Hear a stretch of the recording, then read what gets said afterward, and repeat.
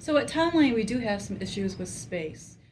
First of all, for the past 3 years, we've had our enrichment teacher, Mrs. Schmidt, teaching enrichment classes for 4th and 5th grade on the stage. That does impact Townline and dual language chorus. Unfortunately, they're not able to put on their productions for musicals twice a year. They have to find other ways to perform. We do have some issues also with ELL Russian bilingual students. We have a lot more of them, so we have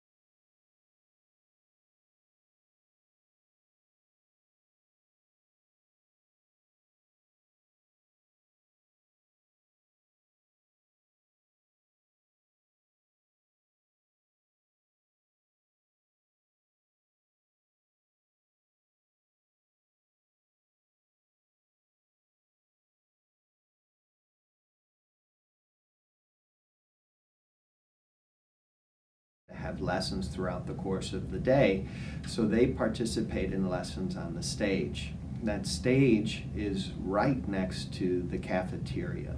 So from the hours of 10 o'clock until 12 o'clock, students in their band or orchestra lessons are hearing all of the noise from the cafeteria. The cafeteria itself has to house more students than normal when we have first and second grade eating together. That was a change that happened with the addition of full-day kindergarten. When all of those students are in together, we are pressed to have enough space for all of them to sit. We also run into issues with getting all of the students through the food line in an appropriate amount of time so they have enough time to eat. In addition to that, we have issues and concerns with our library space. The design itself is difficult and was traditionally and originally built so that we could have a computer lab, workspace for students, and a reading room where the librarian could meet with full classes of students to introduce new literature to them.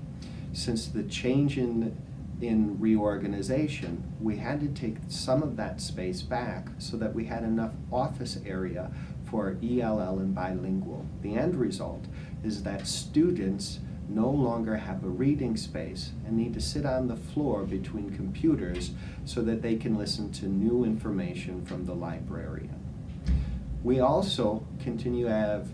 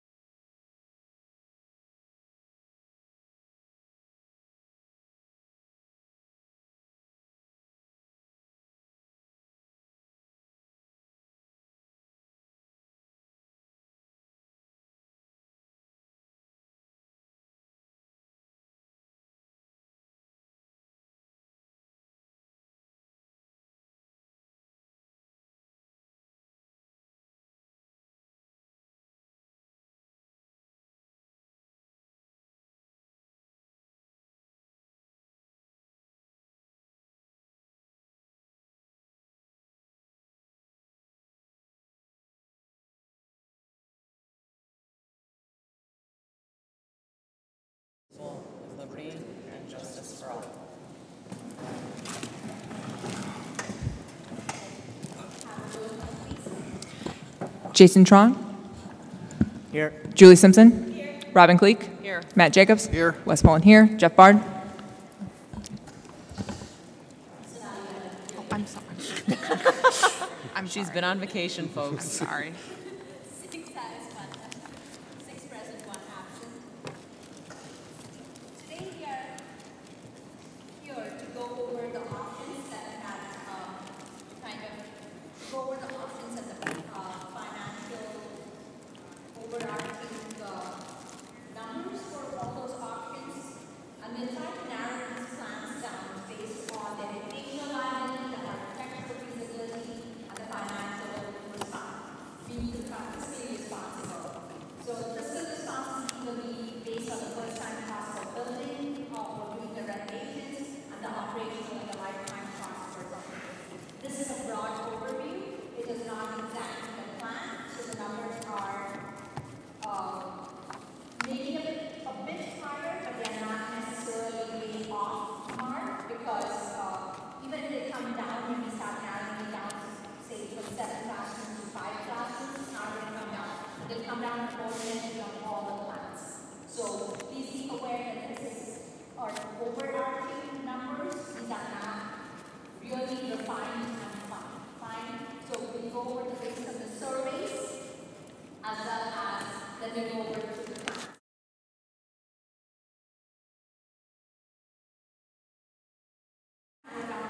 To see what the dollars can see, what the plans can be. You're also going to have Mr. Singh, our finance director, give us our financial calculus as far as the debt ceiling and stuff, to see what we can afford.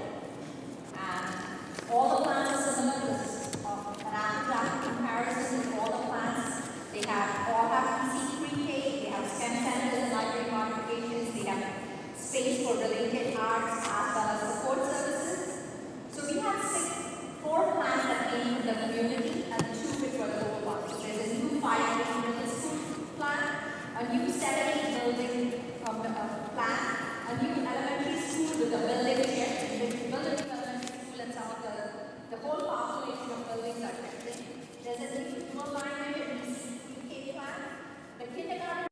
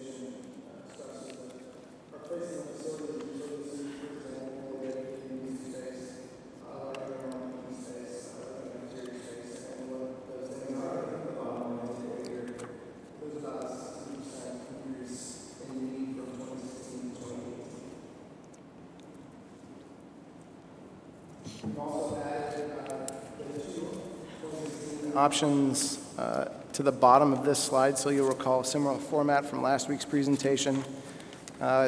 We have taken out, for simplification purposes, we've taken out the adaptive reuse options. However, they still are an option for the board to consider. So you can see the cost of the new 4 options in the top 2 slots and the middle 2 slots respectively, and then the updated options at the bottom.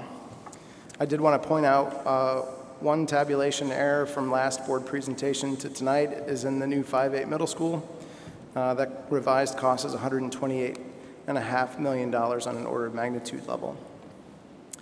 You can see the updated 2016 option A from the master plan process has come in at approximately $112 million, and the updated 2016 EFMP, which was adopted by the board, at $70 million.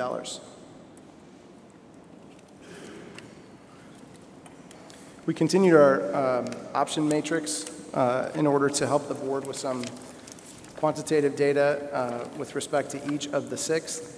So once again, we sent it out to a panel of 15 graders, comprised of the district, core team members, and DLR group. Each were presented with graphic description of the options. The panel was given a set of guidelines to grade. The panel graded independently in isolation of each other using an online survey. A weighted average grade was derived, and then it was given a multiplier.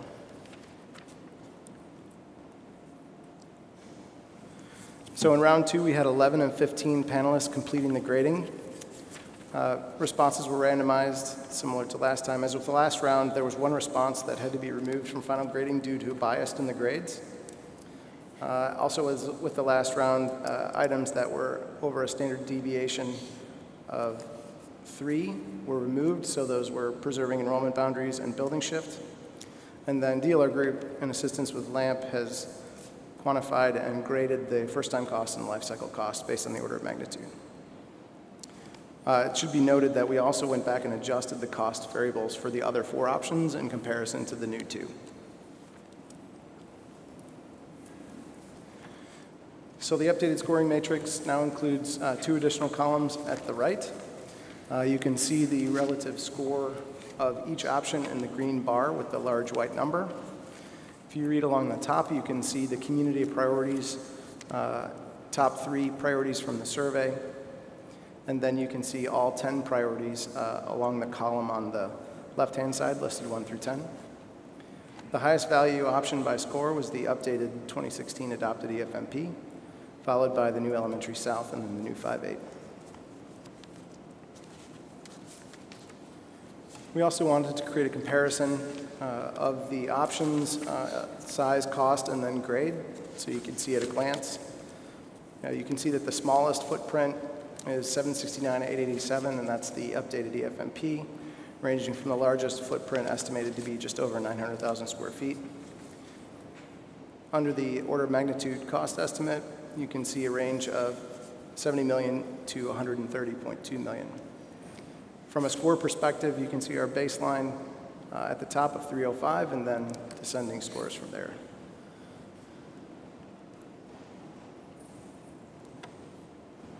Discussion. So, starting with that, that's an overview. We have the architectural plans to go into a bit of details with it, but as we said, knowing what the priorities from the community were, what the priorities are, what we can financially afford, we'll come back to that and try to narrow these 6 plans down to hopefully 2 or 3, and if we can narrow it down, then we'll delve into more details of those plans and try getting the square footage and the finances down for that, for building or going out for those plans. So before we get into that, does anybody have any questions that they'd like to ask at this point?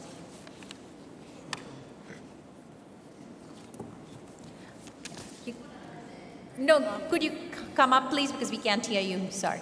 Do you want them to sign in? Huh? Can you need to write just your name and address just for the record?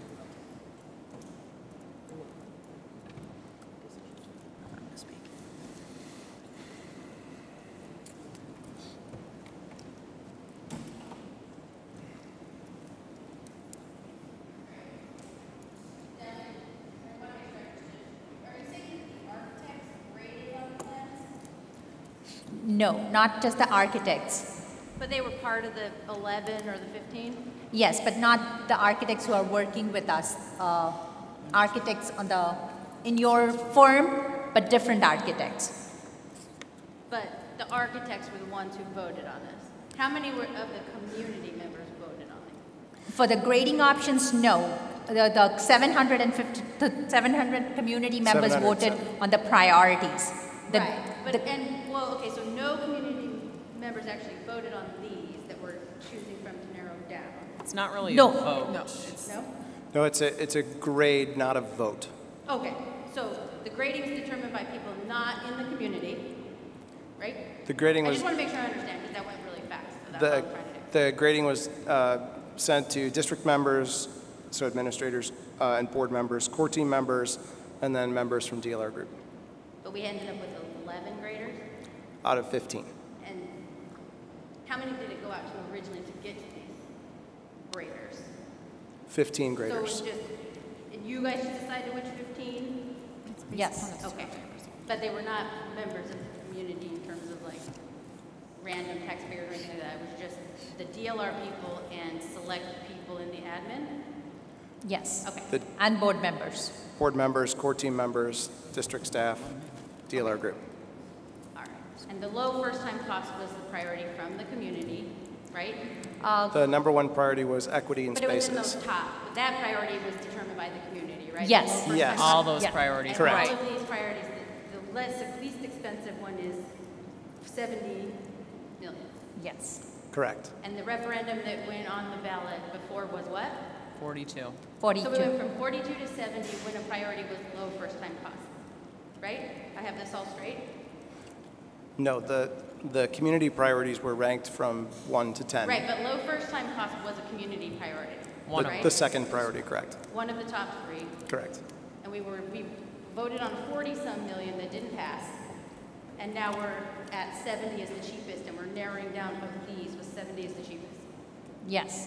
And But we want it to pass, right? yes, Whatever we that vote on. that 40 million plan is the 70 million Okay, plan. I just want to make sure I'm straight here, because to me, a lot of this, I'm a little confused, but I just want to make sure my understanding is correct. Mm-hmm. Okay.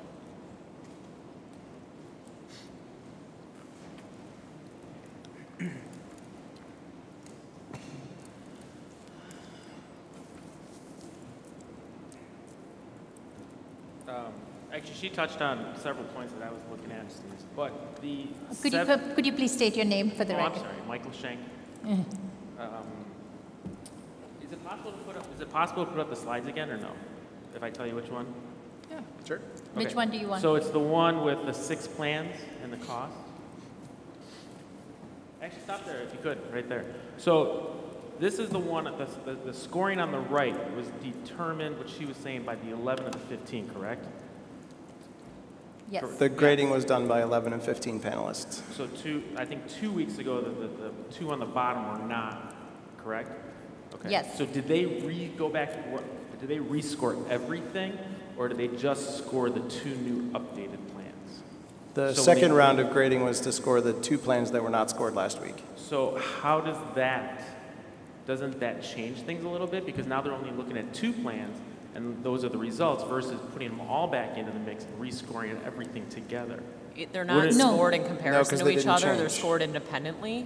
So it's how does each plan match the priority listed? So when you're looking at the 5.8, how did that hit on equity and spaces on a scale of 1 to 10?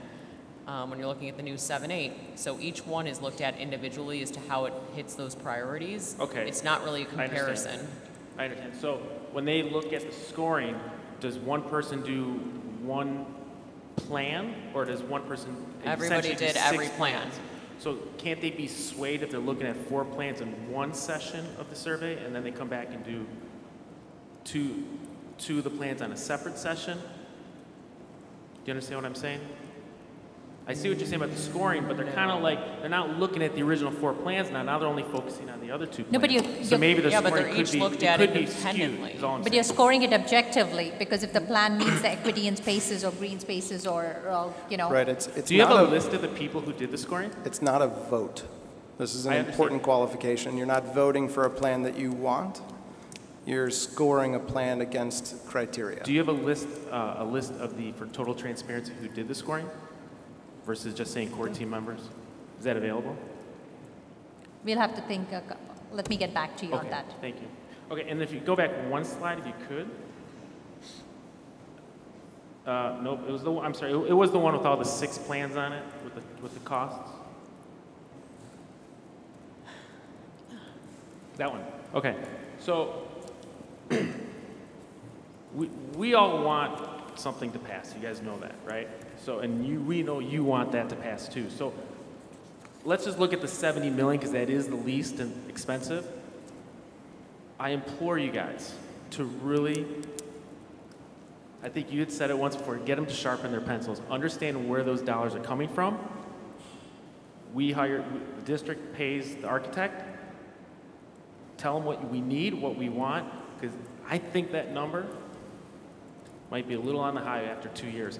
And I think to Jason's point last meeting, are we going to have to revisit this in 2 years? Because this is the 10-year plan, right? So please, do your best, get it to where we can get this to pass. Because I think we all have a number in our head what can pass with the referendum. It's not looking so great right now, but we trust you guys to get these guys to get that number down somehow. I know you were fighting to get the kindergarten numbers down. I think we can get these numbers down too.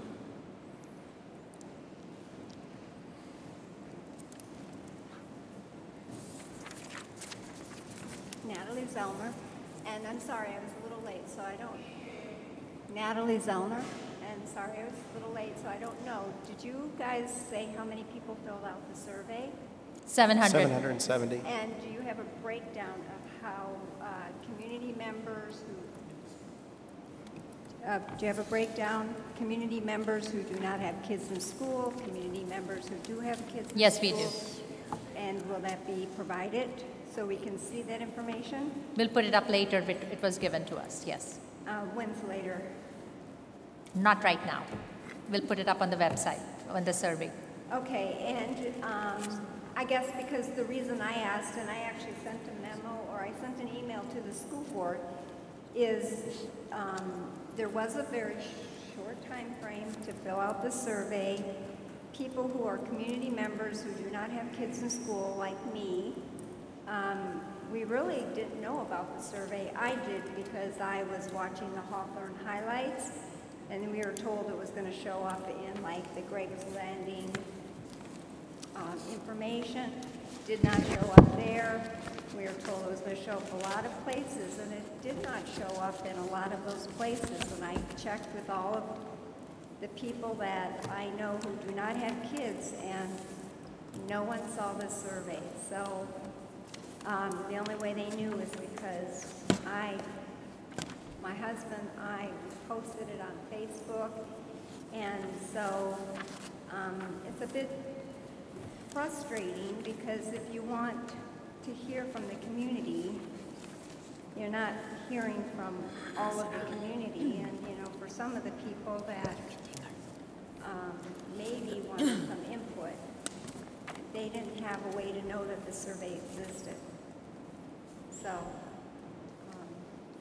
I guess a bit frustrating. And it showed up in the Daily Herald, but it showed up on Sunday at like 4:30 in the afternoon.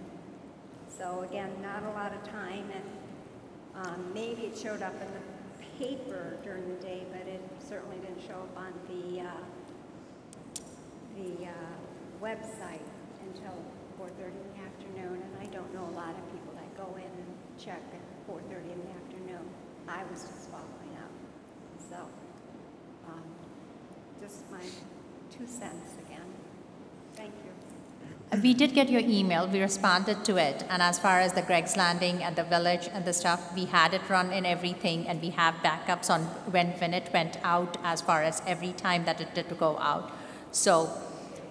But did the village get it out? Because I get the notices from the village. I got nothing from the village. I get every notice that comes from the village.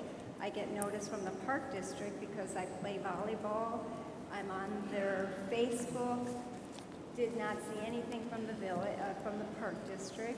Did not see anything from the village. I can tell you that they talked about, you know, the garage sale, they talked about Recycle-Rama, they talked about a lot of things, but there wasn't a notice about the survey. So unless I totally missed it, but I was looking for it. So you may have notified them, but whether they took that extra step and informed us, I don't know. I mean, I have my phone, I can show you. Well, if you want to go through all my emails, you can see all the information I get from the village, from the Park District, from Greg's Landing, Life. I didn't get anything, but, you know, I got notices that we're going to have a big garage sale this past weekend in Greg's Landing. So it's not like I'm not on the list.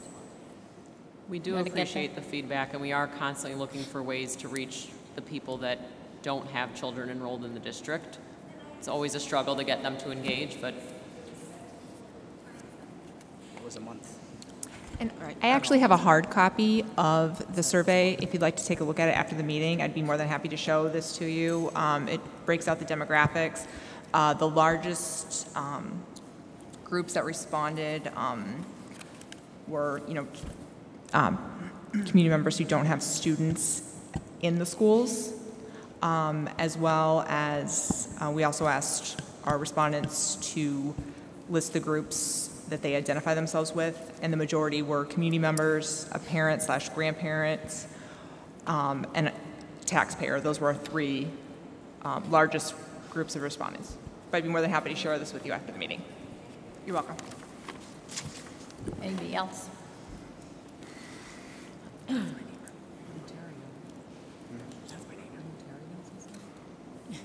She's after.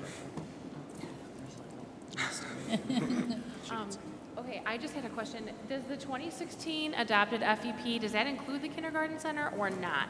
Includes the kindergarten Now it center. does, yeah. Okay, because that was confusing because before we were using our reserves for some of that, so that makes the number look higher Right. than possibly it is. That's all my question was. Thank you. thanks. Okay. Yeah, it is included in that. So it's 54 to 70 now. That's how.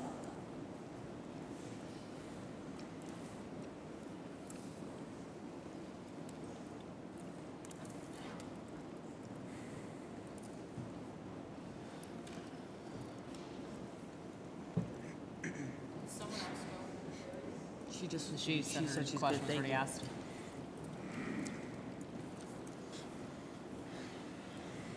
Hello, everyone. Susan Townsend. So I guess my first question is, just as a resident trying to understand the purpose of this meeting, what is the objective? Because that will base some of the questions that I have. I'm rather new to this topic. So the objective of this meeting is we have 6 options and trying to narrow it down before we start sharpening our pencils and seeing what we can afford to narrow the options down. Okay. Because the last time we did it for the EFMP, the feedback we got was it wasn't done in a public setting, though everything was done in a board meeting. Okay. So. And with some of these options proposed, if something's like $70 million, what's the cost per resident approximately?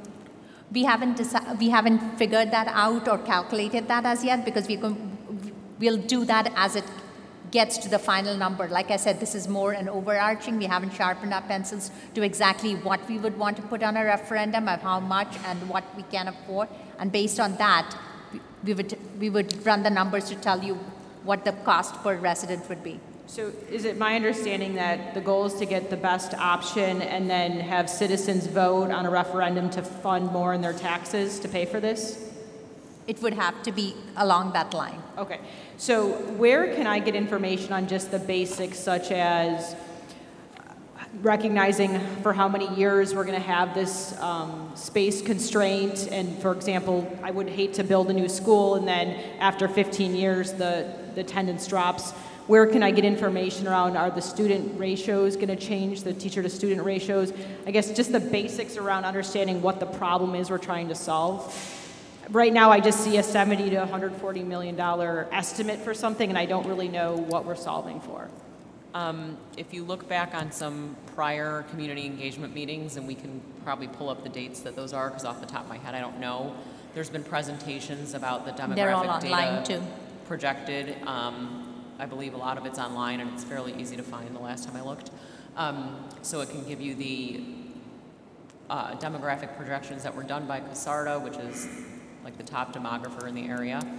And I'm sorry, what was the other part of your question? Oh, the student-teacher ratios. Well, we're trying to prevent student-teacher ratios from becoming any higher than they are. So we would like to keep it at 25 to 1 or less. And in order to do that, we need to build more space, along with, of course, meeting other educational objectives. But we are trying to keep stuff like that in mind while coming up with a plan that is going to work for the community. It's hard to project much more than about 10 years out, just because a lot of things can change. But the best estimates we have right now is that the district's going to grow by approximately, I think it was 700 students over the next 10 years. So yeah, and part of the reason I ask is there's a lot of building and growth, and so I can understand Melody Farms, Cuneo, et cetera. There's new students, but as communities get older, I'm just trying to understand, are we solving for something that, you know, will go away? Because that depends on what kind of capital investment you might make. of course, yeah, I think everybody keeps expecting these communities to get older, and we just find there's very quick generational turnover in Vernon Hills, more so than other communities. So it's probably largely because we have a lot to do around the town for family entertainment. We have good schools. It's attracting young families. So even the communities that are now getting older, like Deer Path, are just continually turning over to new young families. So okay, yeah. So certainly don't want to spend the time today if you've already hashed this out. But for folks like myself that will need to vote, and I would say I'm probably the rarity that's going to come in and ask these questions, to find this information easily digestible without having to go through the board. I think that'd be really helpful for people in the community.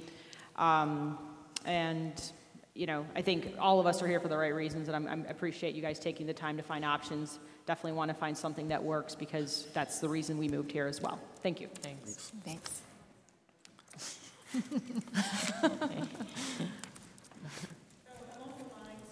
The lady that was just speaking, I'm sorry, what's your name? Susan. There is a Facebook page that a group of us have started. We've got 554 members, I think, right now, and it's called Friends and Family of Hawthorne 73. So it's parents, concerned parents with the kids and our schools, and we're posting information there, and we're happy to help, like, get you up to speed, because some of us have been dealing with overcrowding in our classrooms. I know when I had a fourth grader 2 years ago, 31 kids to one teacher before we popped another section. So teacher-student ratios are very dear to me. So we have a group of us that post information, and we're trying to make sure we post accurate information. So we welcome you to join us, and we can connect afterwards. But that's to everyone here. If you want more information, you can join the Facebook page. It's public. There's no secrets. It's just trying to get out accurate information and share ideas and just communicate to the community that we have a problem. So just...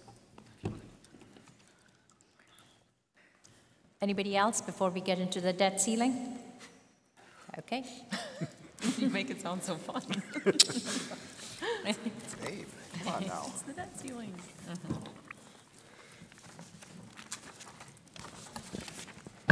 Good evening, everyone. Am I queued up and ready to go? No. No. Okay.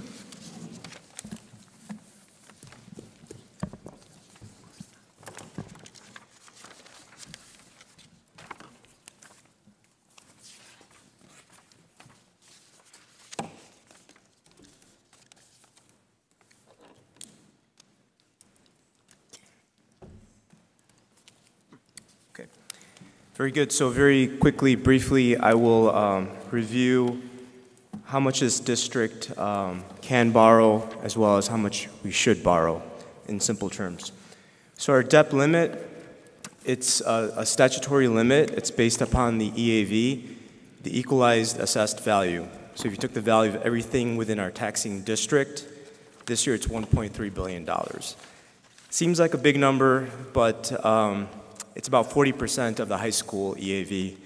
And you take 6.9% of that, the debt limit for 2017 is $91.3 million. So that's how much we can borrow up to minus what we've already borrowed, and I'll get into that. If you wanted to increase it, how would you do that? Legislation, you could have your state senator sponsor a bill. I think 2 districts were successful in doing that this year. You may have exploding enrollment. We're growing, but not at the limits you'd have to exceed to meet this requirement. That'd be 35% or 1,400 kids in 1 year, or 200 students, and we have neither, so that would not allow us to increase that limit. And then lastly, if we had a referendum question that was beyond our limit, say it was like 90 million, it'd have to pass by 2/3 or more, and then you could exceed your debt limit. Does that make sense? Okay. Ms. Elizabeth Hennessy from Raymond James provided the following 2 slides. And it's a percentage of EAV, so the EAV changes every year. The last few years it's been increasing, prior to that it was decreasing. And our limit is 6.9% of that.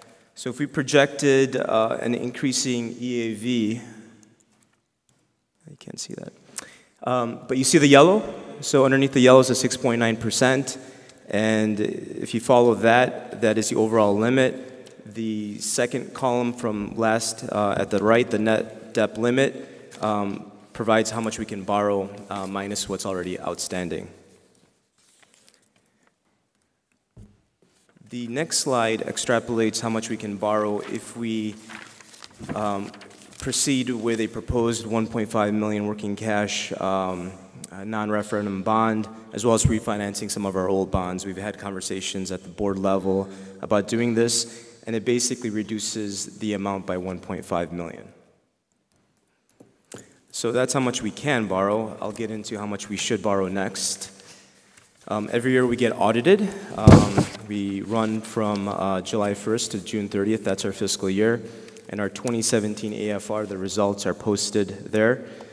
They're a function of 5 elements, 2 of which relate to borrowing. It's short-term borrowing as well as long-term. We don't have any short-term, which is good. Long-term, however, we are currently about a third, using a third, 63% remains to borrow if necessary. And our score, if you look at the very last 5th element, percent of long-term borrowing, we received a 3. And that number doesn't change until the bond is paid off. And so that's where we're currently at. If you were to borrow your full debt limit, you would get a 0 for that score, and that would affect your overall financial profile score. Last year, our score was 3.55. If you score just under that, a 3.53, then we would not have financial recognition. We would have a financial review at that point. So what's the metric as it relates to the score you get as a function of how much you borrow? If you borrow 25% of your debt limit, you get the full 4 points. You're okay. We're not there. If you're borrowing from 20 to 50%, 25% to 50% of your debt limit, a fourth to a half, if you borrow that much, you'll get a 3. And that's what we've been getting historically based on how much we currently owe. And then you get a category 2 if you borrow between 50 and 75% if you're within that parameter. So how much you borrow and the amount of debt that you have any given year does affect your financial profile score. And right now we're kind of on the cusp of maintaining recognition.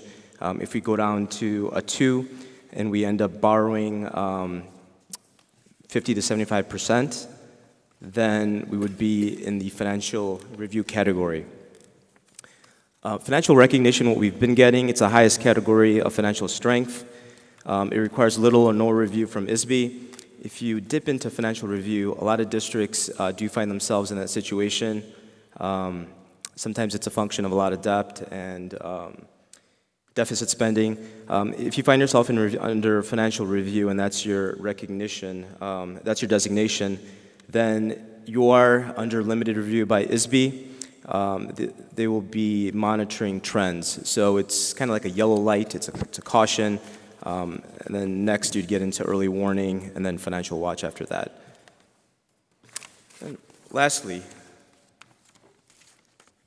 if if you look at our current EAV and the current DEP limit, if we wanted to maintain a Category 3, keeping in mind that once a referendum passes, you have 5 years to issue those bonds. So if you look out to 2023, if we wanted to maintain a Category 3, which is maintaining recognition, the amount we could borrow up to would be $26.7 million. And if we wanted to risk financial review, if we scored perfectly in all other categories and we received a Category 2 in this component, we could still get recognition, but we'd be risking it. And that amount would be $50 million as it relates to how much we'd be able to borrow within that 5-year window once a referendum passes. Lots of information, and I talk quickly. Any questions? Yes? Michael could come up, please.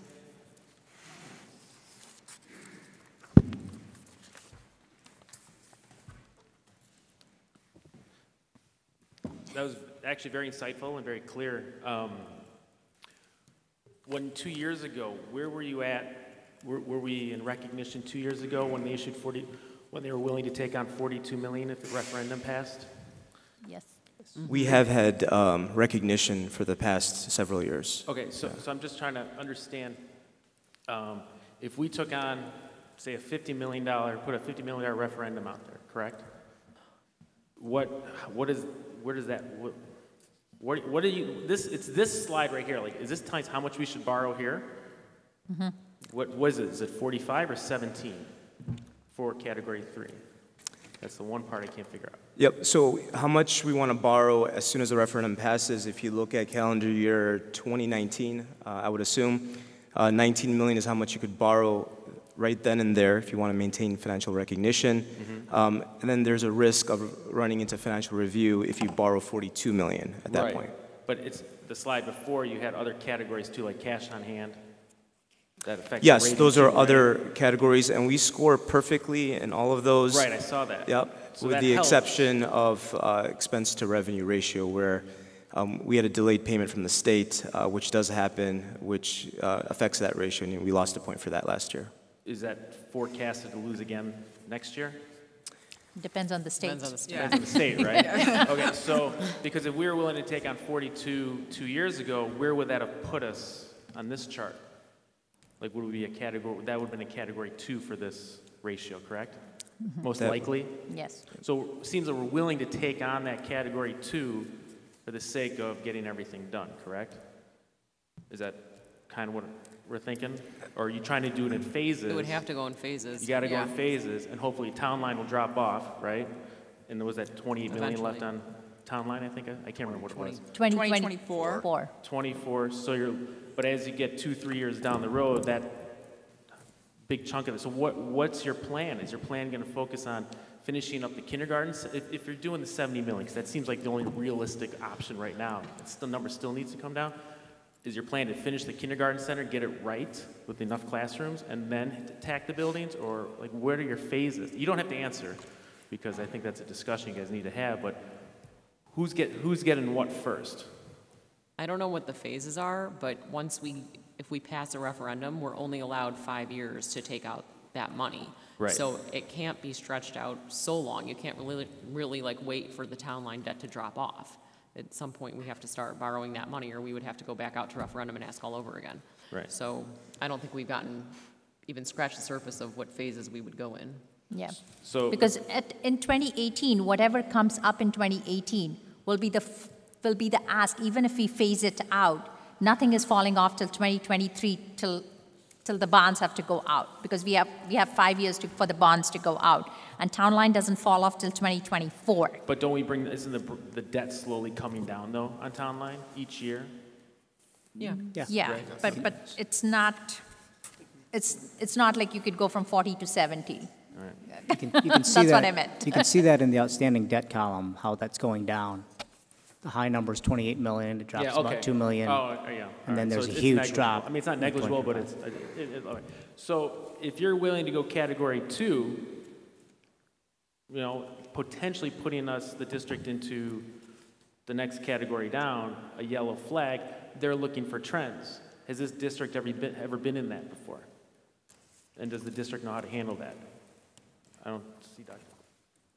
Do you see what I'm saying? Are you asking, have we ever been not gotten below recognition in the last, say, 10 or 15 years? The last 10 years, we've not fallen below recognition. Okay. So are we willing to fall below recognition to get the job done? And have to take on that extra work of a review from Illinois State Board of Education? That's a discussion. That's a discussion, right. This presentation is going to initiate a lot of conversation. So this is a starting point. Okay, thank you. Abe, so one question on this. The impact of the loan, is that how much we asked for, or is that how much we levy at any given time? So we can ask for 50 million, but we only take out, levy 10 million the first year to do something, 20 the next. How does that impact? So could we like stay in 3 for a couple of years until we need to take the big chunk? It's, to some degree, it's kind of uncomfortable, but it's a moving number every year. So the EAV is recalculated every year, and then the DEP limit is computed. And then for that given year, what is the outstanding DEP as far as principal, and then the calculations done for the AFR. So I'm trying to understand what constitutes our debt limit, how much we can borrow or how much we did take out? So if we That's how much we can borrow. That is the upper limit of how much you can. So if we pass a referendum for 50 million, that 50 million hits our Limit. part of our debt limit. So that counts towards our debt limit, even though we haven't asked the community or we haven't taken out anything yet, right? Because the referendum just gives us permission to take that out. But if we haven't levied that much, does it count towards our debt limit or not?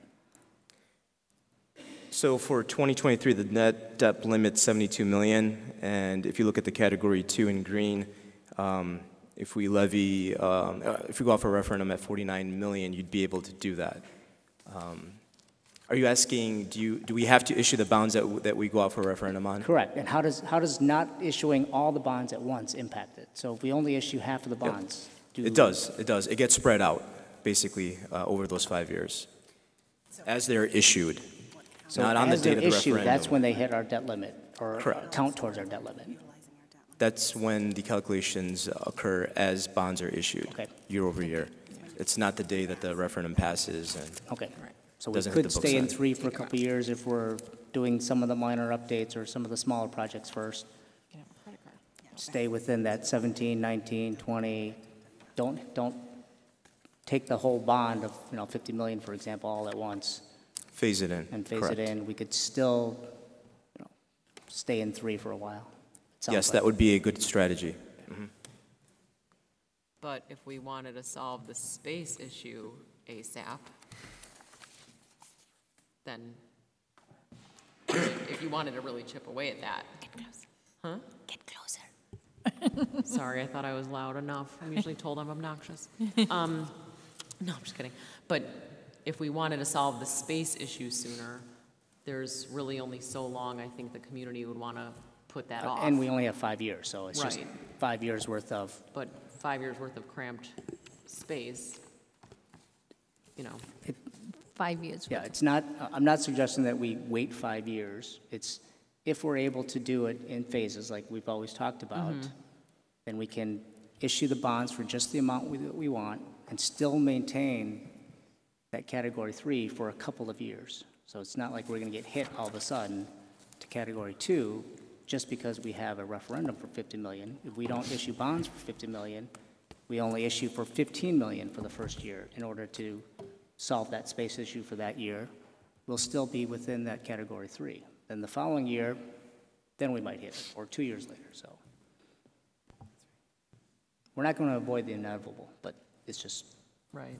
Spreading not right it away. later. Yeah. Anybody else have any questions for Mr. Abe?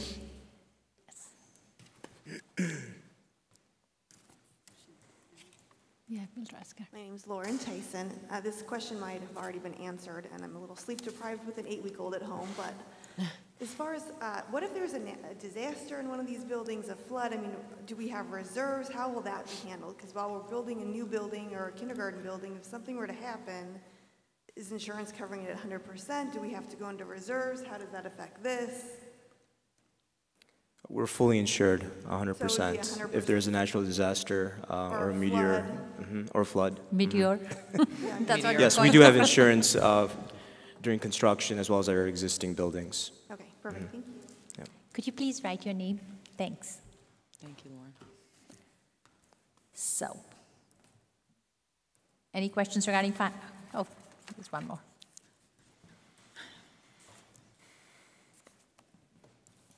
Hi, my name's Nikki Kuska. I just had a question. So if we were to go for a $50 million bond or a $50 million referendum, and that passed, would we even be able to take all of that money to build a new project? Because it seems like with phases and stages, there would be no way to build a new building. Does that make sense, what I'm asking?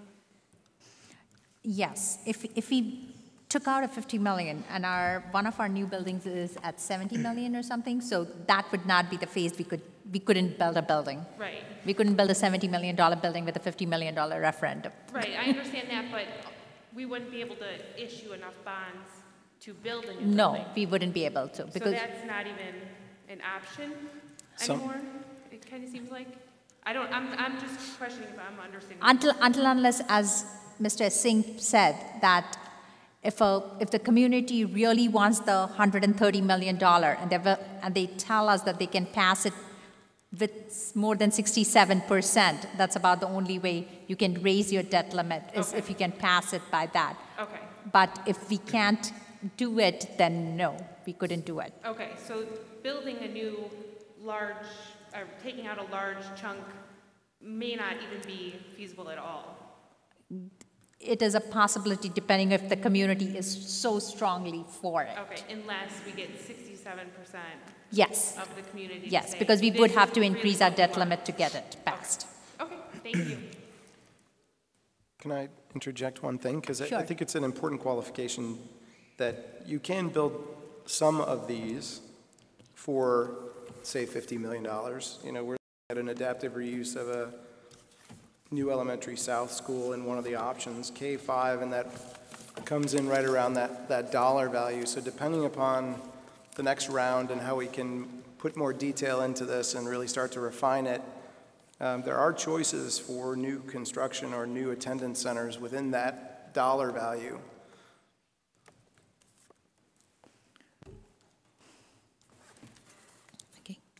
Abe, I have a question. Yes. We had Elizabeth Hennessy, when she came and gave us the presentation about the possible bond extensions, and we would free up about, what, 1.5 million? How does that impact this, if we move forward with that? Would it? It would. If Okay. the board wanted to proceed with issuing another 1.5 million back into the working cash fund, you reduce these amounts by about 1.5 million, Okay, approximately. thank you. Okay. What's in the current reserves right now, including the 12 that was earmarked for the kindergarten center? 24, what is our reserve right now? It's 20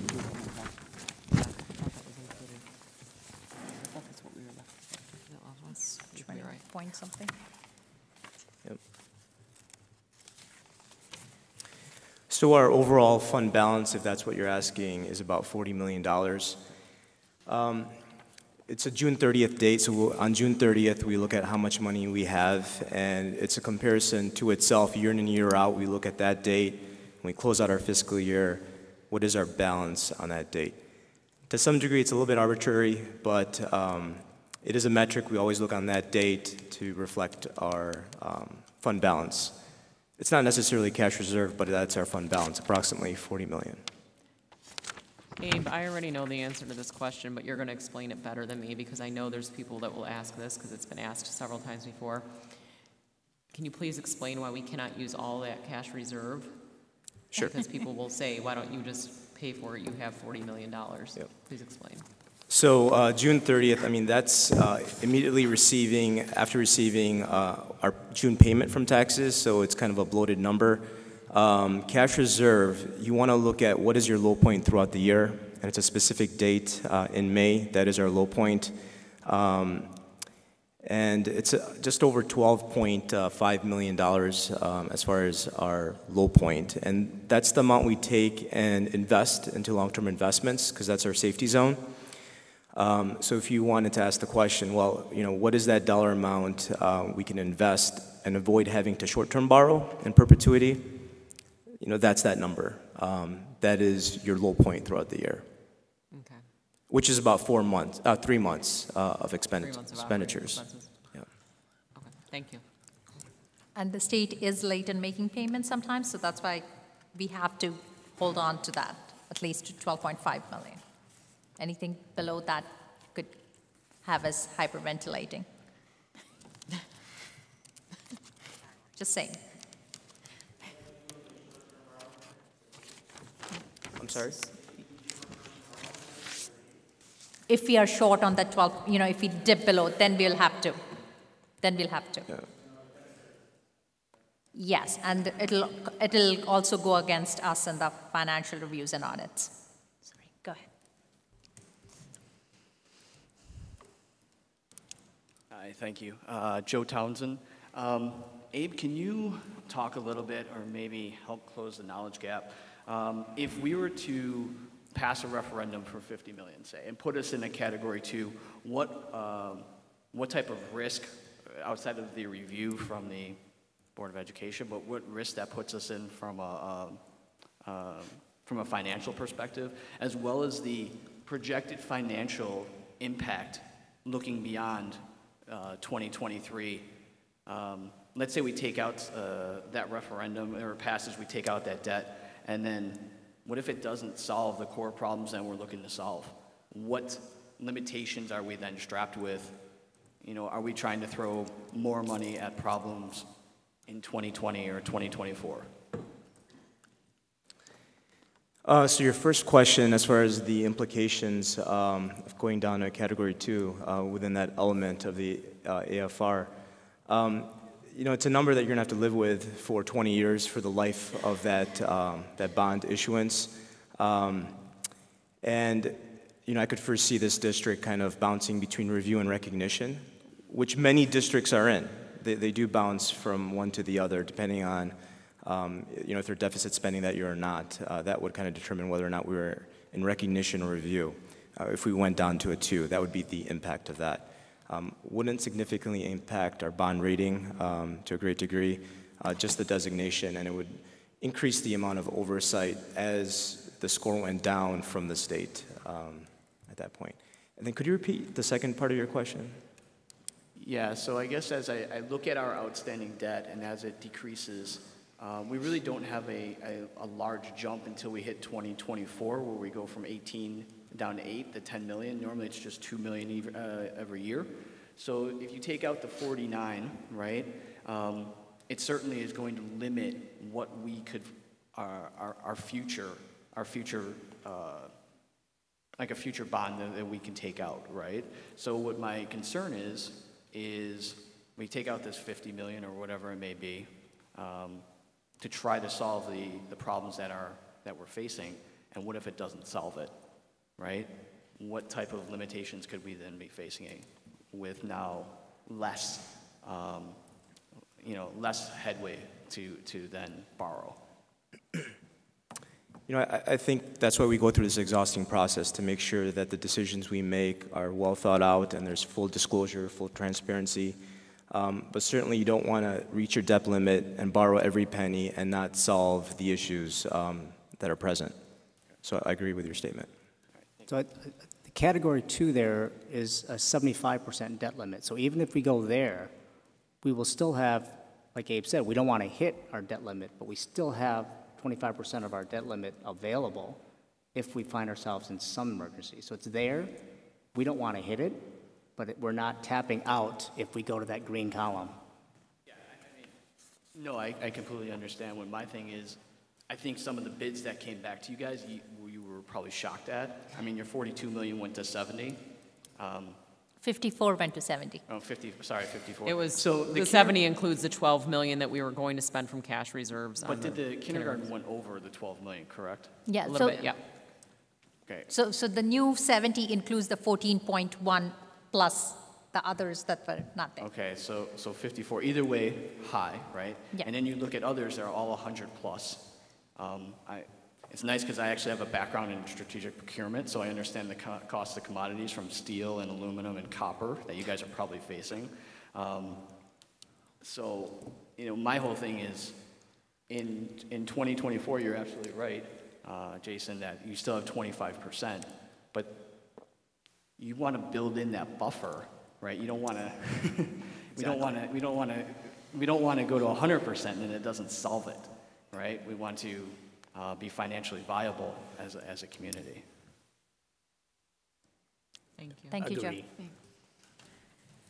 Okay, so to look at anybody else, any other questions that the board has for Abe?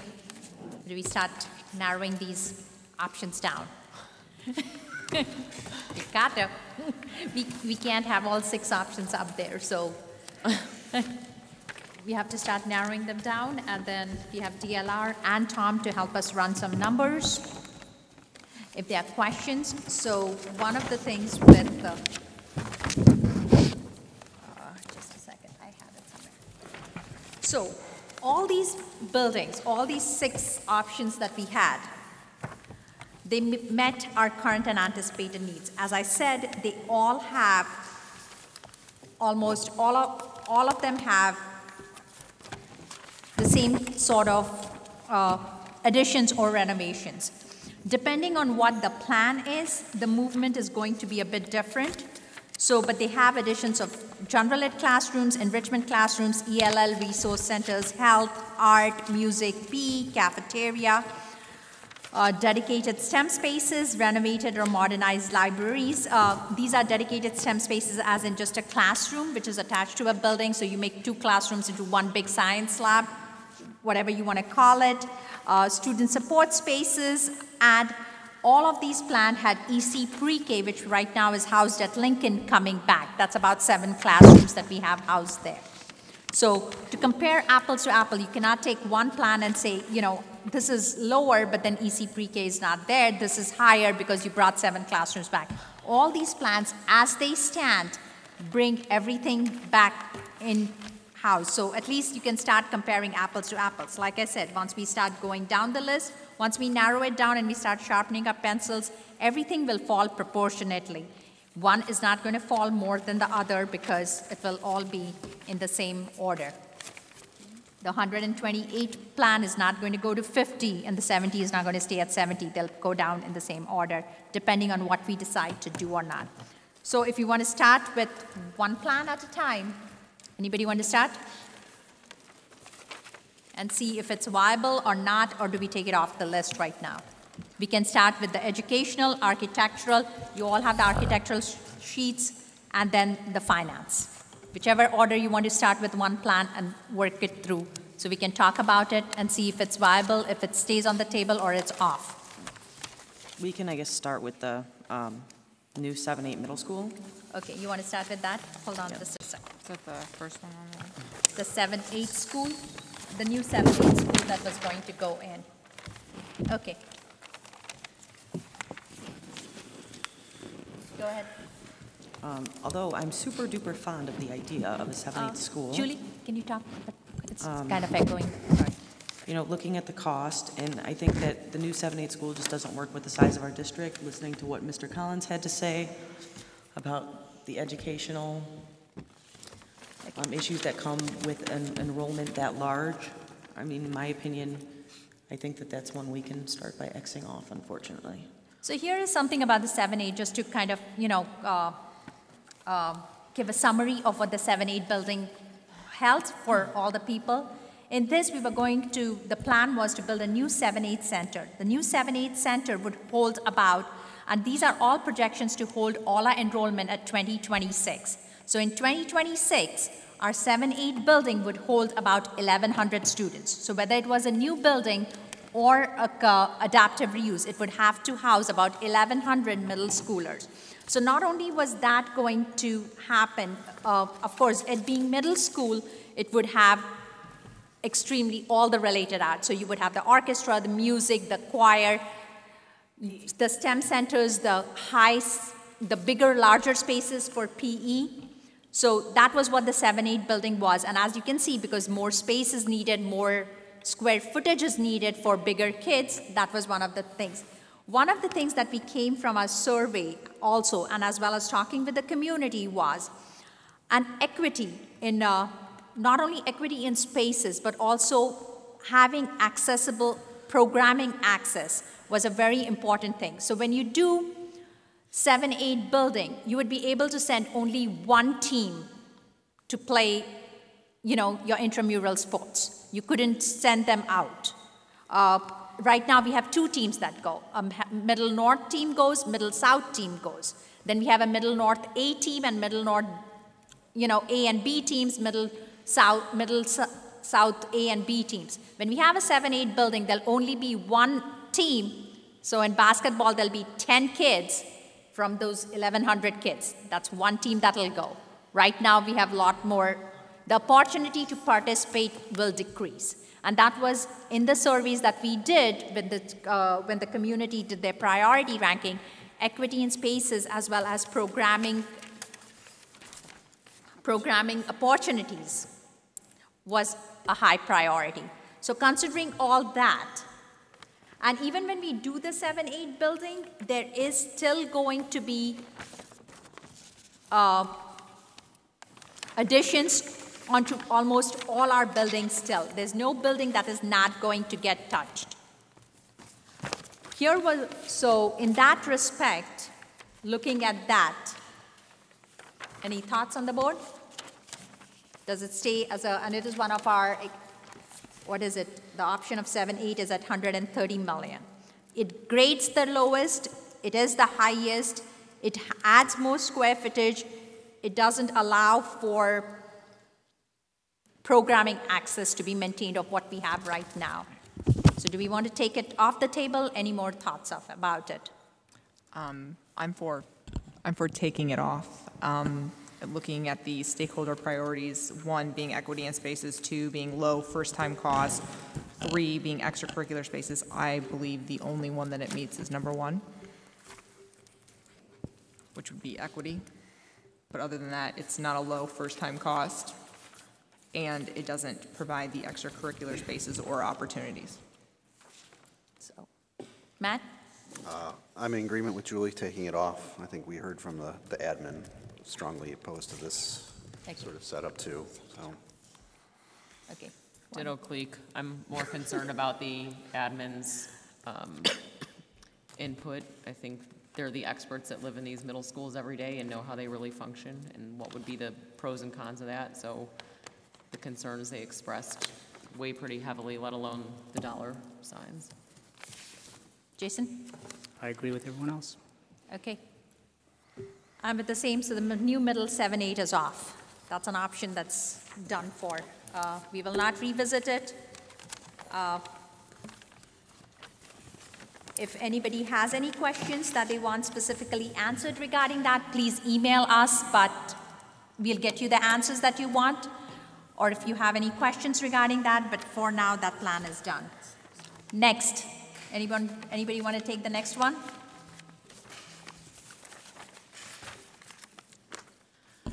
The new 5-8. Okay, let's go to 5-8. So do you want to summarize it and then go into it? Sure, the new middle school building being a 5 through 8 attendance center, it would move 5th grade from elementary schools to middle schools. Existing middle, north, and south filled their respective estimated capacities. The new middle school is sized to accommodate remaining 2026 grade level enrollments. And part of this plan too would be to relocate the pre-K from Lincoln to Aspen Elementary building. The new middle school 5 to 8 would have 1,000 students. The location is yet to be determined. This would be done either through adaptive reuse or new construction.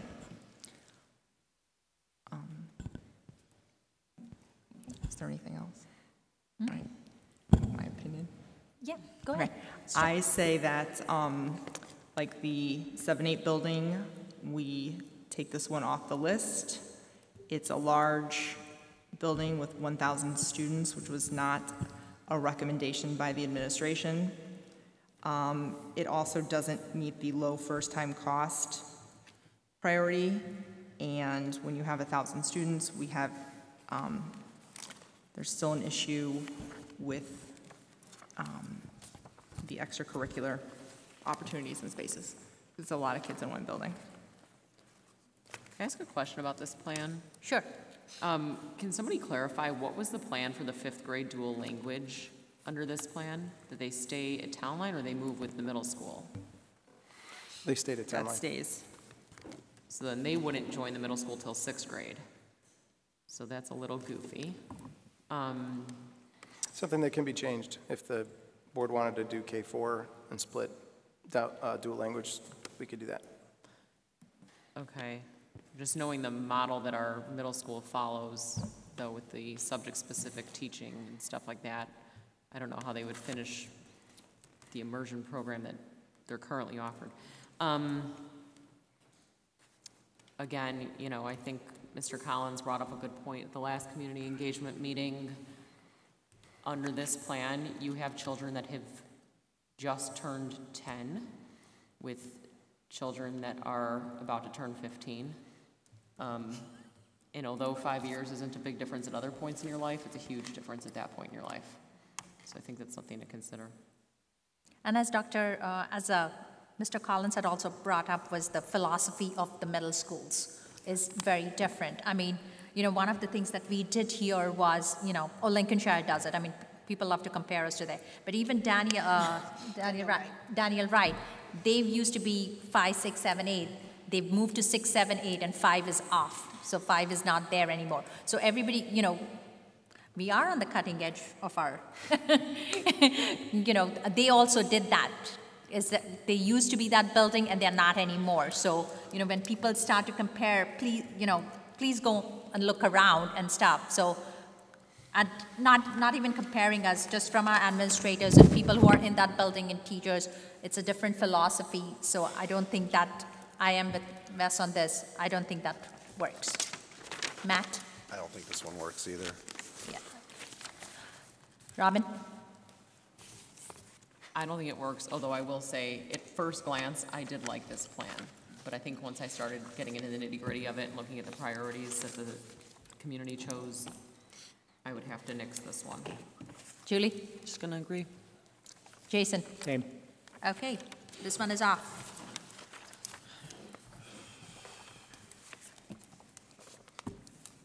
Next one.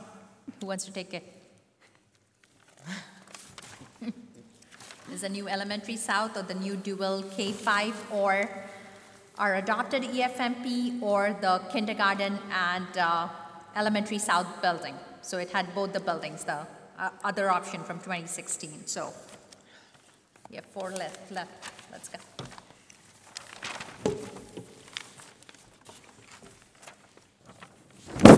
Sorry. Yellow. Sorry. Who's taking? Matt? What? No. Huh? I'm still looking. Jason? Still looking. I'm just trying to compare new elementary south and new dual language. The initial costs are pretty close. New elementary south too? New dual language. Okay, the dual language and Yeah, pre-K? so if you look at both of those, the cost is, within 3 million, 110 versus 107. It's probably within the margin of error anyways with these large numbers. Oh, you changed the grade on one of them. The one I had with new dual language was at 270, so now they got moved up to 280.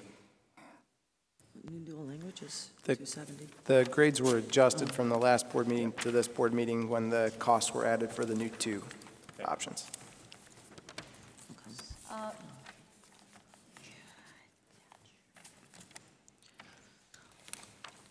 Can I ask a question that kind of pertains to a lot of these plans? Sure. Of course. There's some mixed feedback on this kindergarten addition to the Sullivan Center, and there's, a vocal minority, at least I assume they're a minority because we didn't hear from the majority, but that they're not in favor of that addition. So it's hard to say whether they're not in favor of it if it came out of reserves, or they're just not in favor of it because they just don't like the design, or I'm not 100% sure. But anything we choose, if that's included in it, are we setting ourselves up for not being able to pass it because it includes a large piece they don't want? So when are we, I know at one point we said, let's get the feedback on whether they support the Sullivan Center, but then we never discussed the feedback. So now that it's coming down to some plans that may not be so easy to check off the list, do we want to think about whether... But the thing is, we can start narrowing down. If we come up to the plan with the, which includes a kindergarten center, we still have one more meeting and people still have an opportunity to come and maybe looking at the numbers, or maybe, and if they are still against it, then they have to pass the 100K plan, $100 million plan with 67%, because that's the next one. From 70 jumps to about 100. There's nothing in the middle. Even if we sharpen our pencils and come down, it'll come down proportionately on all of them. And we still have options. This was to narrow it down from 6 to certain numbers, because we need to give some directed questions to DLR and LAM to start telling them what we want and what numbers we want. So the community can still come back, and if they say absolutely not, then the next best option is the option that doesn't have that. And we'll try to work with that option as long as they can go and work for the 67% passing. So Jason, I think some of that was for you, but I'm going to piggyback off that anyway, and you can just add to it. Is there something we can do to the updated 2016 to put those classrooms somewhere else? Is there an adaptive reuse we can look at for the kindergarten center instead? Can the option B, we'll just call it because that's what it was, be an option without the kindergarten center? Is there a way to adopt that plan modified a little bit? Okay, so let me see if I understand correctly. So you're asking if the adopted EFMP could include an adaptive reuse for a kindergarten center. That was your first question, right? Yeah, or put those classrooms somewhere else. Is there a way to? Yes, so you could do an all-on-campus approach, keep kindergarten in the respective 4 schools that it's in today, and continue to add on to the existing campuses. That's a choice. Not displayed on screen, but that's a choice. Okay, because I'm trying to get it clear, because I've heard before it said that adopted plan does not work at all without the kindergarten center. We could make that work without the kindergarten center, so that's kind of what I'm looking for. Well, the way that it's configured right now, it requires the kindergarten center. So the campuses that I worry about would be Elementary South and Elementary North in particular. That would likely have pre-K stay where it is, particularly at Elementary North in the long-term plan with Cuneo slated to go there. I think we could look at it. We would probably have to, let's say, take down a wing of Elementary South and build a 2-story wing instead. I don't know what it would be from a cost perspective, but that's something that could be studied. It is on one of the plans. If you look at the new dual K-5 pre-K plan, it says the Elementary South building. If you make that building K-5, it is about a 68,261 square foot addition just on the Elementary South building. If you bring it K through 5 to code and to Yeah, I don't house. know what that costs though. Huh? I don't know what that costs in comparison to what we're spending. 68,261, rough estimate, multiplied by 400. Sonali, which plan is that on? Is the new dual language K-5 pre-K plan is the Elementary South building. It's a K-5 building with a 68,000. So if you do 68,000 multiplied by 400. Plus demolition cost. Huh? Yes. He was talking about demolition as well, so we'd have Yeah, include demolition. but that's why I said, rough estimate will give you the cost of getting that building up there. Huh? Let us work on that for a second, and we can get you the number on Okay, that. and then But there is demolition included in that as well. Yeah. And then just back to is there an adaptive reuse for the kindergarten center somewhere else?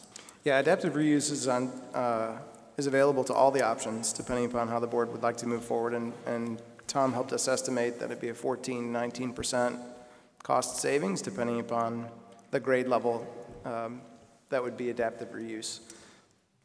But I think the point, and this was done when we did go through the options in 2016, and this is something to keep in mind. The reason it was put at Sullivan was because we were saving the land and the gym and the library, because we were going to have access to the library with the card with the kindergarten. So you move that space from anywhere else, your cost of construction actually goes up versus coming down from the kindergarten, because then you'll have to put the $3 million gym, the land or adaptive reuse, whatever you might have to have, and the library, which we were accessing at the Aspen Drive, because we weren't going to put in a library in the kindergarten center itself. Sorry. So that's correct. The square footage of that facility would need to be adjusted to accommodate those things. Yeah. So if we change the adopted EFMP plan to not have the kindergarten building at the Sullivan Center, that price is going to go up. Period. Yes, that's right.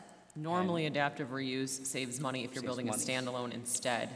But if you're doing an addition like the Park District has been cooperatively working on with us, I mean, we're saving an entire wall that we don't have to build because it's being attached to another building, let alone gyms gym. and all the stuff. Yeah, that's a you know, big the expensive spaces. So that was, in that plan. So it would actually go up instead of coming down from the 14.1 that it's at right now. So is that something we even want to? Huh? Is that what Julie's suggestion? Is that something we want to consider? If this is our baseline, do we want to add to this 70 million just to consider that as a possibility, just because some don't like the kindergarten building as proposed? So. Yeah, we could come to that. So are we on the adopted? Julie, what do you? Are we coming to the adopted plan? You asked, can it be done? Yes, it can be done. But now what? What do we do with that information that it can be done? Do we I don't know, have another option, or? I don't know, but like Robin said, if the community is not supporting that, and that's going to be a deal breaker for some people, I mean, so that's kind of why I brought it up, so we can kind of think about it and make that decision. It's something to think about. Jason, if we did an adaptive reuse for the kindergarten center, we could use a multi-purpose type space for PE for the kindergarten center, correct? We don't need a full-on gym like they have at the Sullivan Center. Because there's not a full gym. When we went to visit the Barrington Early Childhood Center, Correct. They utilize a multi-purpose space. And as a part of their master plan, which we're now completing, they're adding more physical education space to that facility, recognizing that it doesn't support their needs. But, of course, the board can make whatever decisions it sees fit. If you were to say that we prioritize, let's say, a large motor room or a multi-purpose room over a full gymnasium, you could certainly do that. Educationally? No, I'm just thinking it would limit your flexibility too, because that was part of what we talked about in the core team as well. If we were gonna, whatever facility we wanted to build was to look at flexibility in the future, so that if you built it for just 5-year-olds, then you're limiting the flexibility of the facility later in its life. So that's just something to consider as you look at how you want to address large program spaces.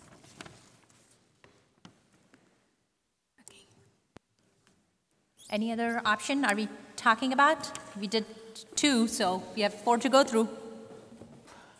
So if I look at, again, back to comparing the new elementary south to the new dual language pre-K. So the grade, Jason, already considers the cost, right? So it takes into account the cost. So even with the higher cost of the new elementary south by $3 million, it still grades higher. So that's telling me that that option seems to be at a higher graded option, even with the higher cost. So for a value point of view, that seems to be the better choice if I'm comparing just those two. Correct. That's how the graders saw it. Okay. So if we're looking at limiting one more, those are 2 that we can say, okay, they're somewhat of a toss-up in terms of price, but even with the higher price, New Elementary South is graded at higher. Would we consider dual language over that at all? Or why would we?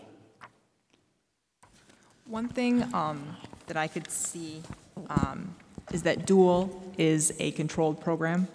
There's 3 grades, or 3 sections for each grade. Classes are capped to 25. So that program, unless the community wants to go that way, that program isn't expanding. We can't control the populations at any other school. We don't know how fast they're going to grow. We don't know how many sections we're going to eventually need. So that was just one thing when I was looking at whether or not to compare the two. But basically, it's the same.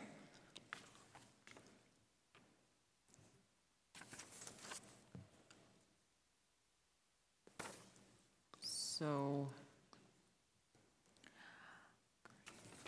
we are comparing the new elementary south and the new dual language pre-K. Are those the two options we are comparing right now to see which one is coming up to be ahead? Just to clarify, because sometimes the voices are not carrying right now, so I'm just trying to summarize it so for the community and the recording. Is that? In trying to figure out what's the next one to look at, that's what I was looking at in terms of comparing two that are very similar in cost, updated similar in what they're trying to accomplish by having a new building. Is just either moving elementary south to that new building, or you're moving dual language for pre-K. So the idea from both of those plans are very similar in the amount of movements, who's going where. It's just which exact population is going to that new building.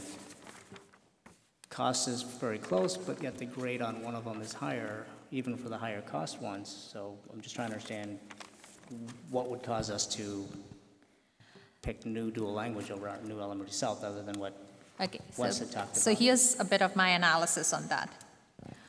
If we do the new dual language pre-K, so we're moving for dual language about 450 and pre-K about 200. So we move about 650 students to a new location, wherever we decide. We have a bit of movement around, but in that case, the elementary south building still gets about a good 68,000 and a complete demolition of a wing and a complete addition. At 650 students, that elementary south building has a huge amount of renovation and additions added onto it with this new dual language plan. Versus if you do the new elementary south plan, in this, you're building a new building, which is going to be off location. You're moving a lot more kids, so you can move about 800 to 900 kids of all of elementary south moves. And the additions on all our schools kind of goes down. So that would be one thing to see is like as far as the disruption to the kids is concerned. I mean, the dollar amounts given, we can sharpen our pencils a bit later. The other thing in those two plans is when you do the new dual language pre-K, you are definitely bringing the pre-K back. It becomes part of the plan, and there's no turning back from it. While in the new elementary south, the pre-K is coming back, but it's coming back to the new elementary south building, which won't need that much additions because that building, with the building shift, had space to take those kids in. The renovations will be made to accommodate the needs of the students, but it won't be an addition in space. So those were the two things that I thought were one of the biggest aspects of it. And you still had the option of not bringing the pre-K back. You could leave them at Lincoln if that worked.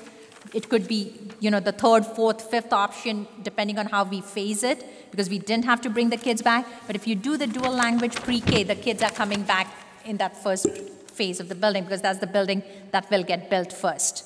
So then they come back right there and then, without being able to be phased. Because you can't build a new building or a new adaptive reuse for just, for half and then assume you'll do the rest of the renovation later. So those were just the objectively looking at the differences on those two plans without sharpening it up a whole lot more. So it's not like I don't like these plans. In fact, I think both of them have really good parts to it that could solve our problems pretty far into the future. I'm not seeing how even if we sharpen our pencil, either one of these is going to fly. I mean, 67%? like, we're aiming for 50% plus one. So, you know, that's going to be a tough thing. But if you had to choose one to bring it down, which one would you choose? Now that's the point, because if we choose one, or if you take both of them off, then we can take both of them off. If we're building any new space, especially in an adaptive reuse, I guess I prefer the new dual language just because we can control the population, so you know that what you're building is going to be the right size and it's predictable. But I mean, again, I don't want to bring back pre-K just so that we're filling up a space. Right, that's the Like, issue. I only want to bring it back if it makes fiscal sense on an operating expenses, from an operating expenses standpoint, and it might not. So I'm kind of back and forth between the two. I don't think the dollar difference is enough to sway me one way or the other. I think, you know, if you look at the survey results, they came out almost the same. There was probably slightly a little more preference for the new elementary south, but one could easily say that's probably because there's more parents of children at elementary south to be voting on this survey. So I like the idea of giving dual language its own space. I just don't want to do it if the only way we can right size it is to be forced to bring back pre-K. Right, I don't like that the pre-K is attached to that facility, because we're saving money right now, having it at Lincoln. Can I Well, interject? that's to basically leverage all these to Right. make them so. So you doesn't lose the leverage when you do it, because this Absolutely. building Well- has absolutely no leverage on that, on that part of the plan. I mean, technically, it could come off the pre-K. No, but if it comes off, then you're Then- building just right. for dual language, and Right. then, you know, you're not comparing apples to apples on any of the other things. So, Well, you know, we still have to get down to the nitty-gritty of what we're going to cut off anyway, so Right. it's kind of, that's where I'm stuck, because the pre-K, I'm happy with where it's at, so to throw it on this is kind of messing with my head. it's messing with your head. So the pre-K was added to the dual language because it didn't effectively fit very well at the other facilities in this option.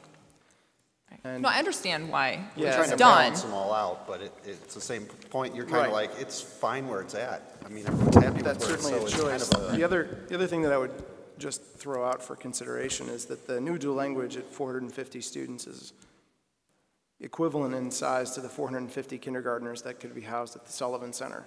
So if you look at the square footage and the cost differences between that, you're moving roughly the same population as you would in the kindergarten center for dual language out of the existing buildings. So the order of magnitude of construction on the other campuses or the other facilities around the district is roughly equivalent. Now, it actually comes out to be a little bit more, but consider that the number of students moved for the dollar as far as value. The more square footage, in my opinion, the more square footage you can afford to build, the more future flexibility you'll have, regardless of which option you choose. Right, and if money were no object, I would want all the future flexibility in the world.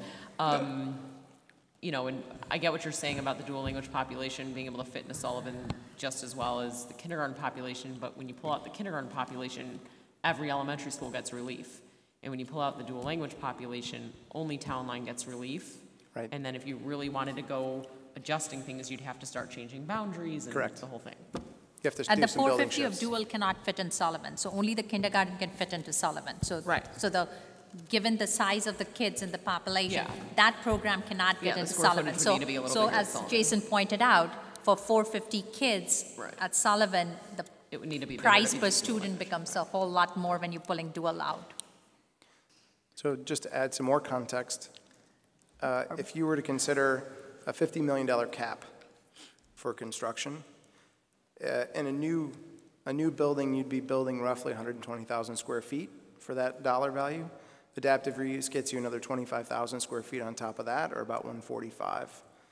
So if you think about shifting populations and maximizing square footage, if you were to maximize dollars in a phase one approach, right, to free up the most space inside of your existing buildings That would be about the max that you could build with the numbers that are being presented tonight.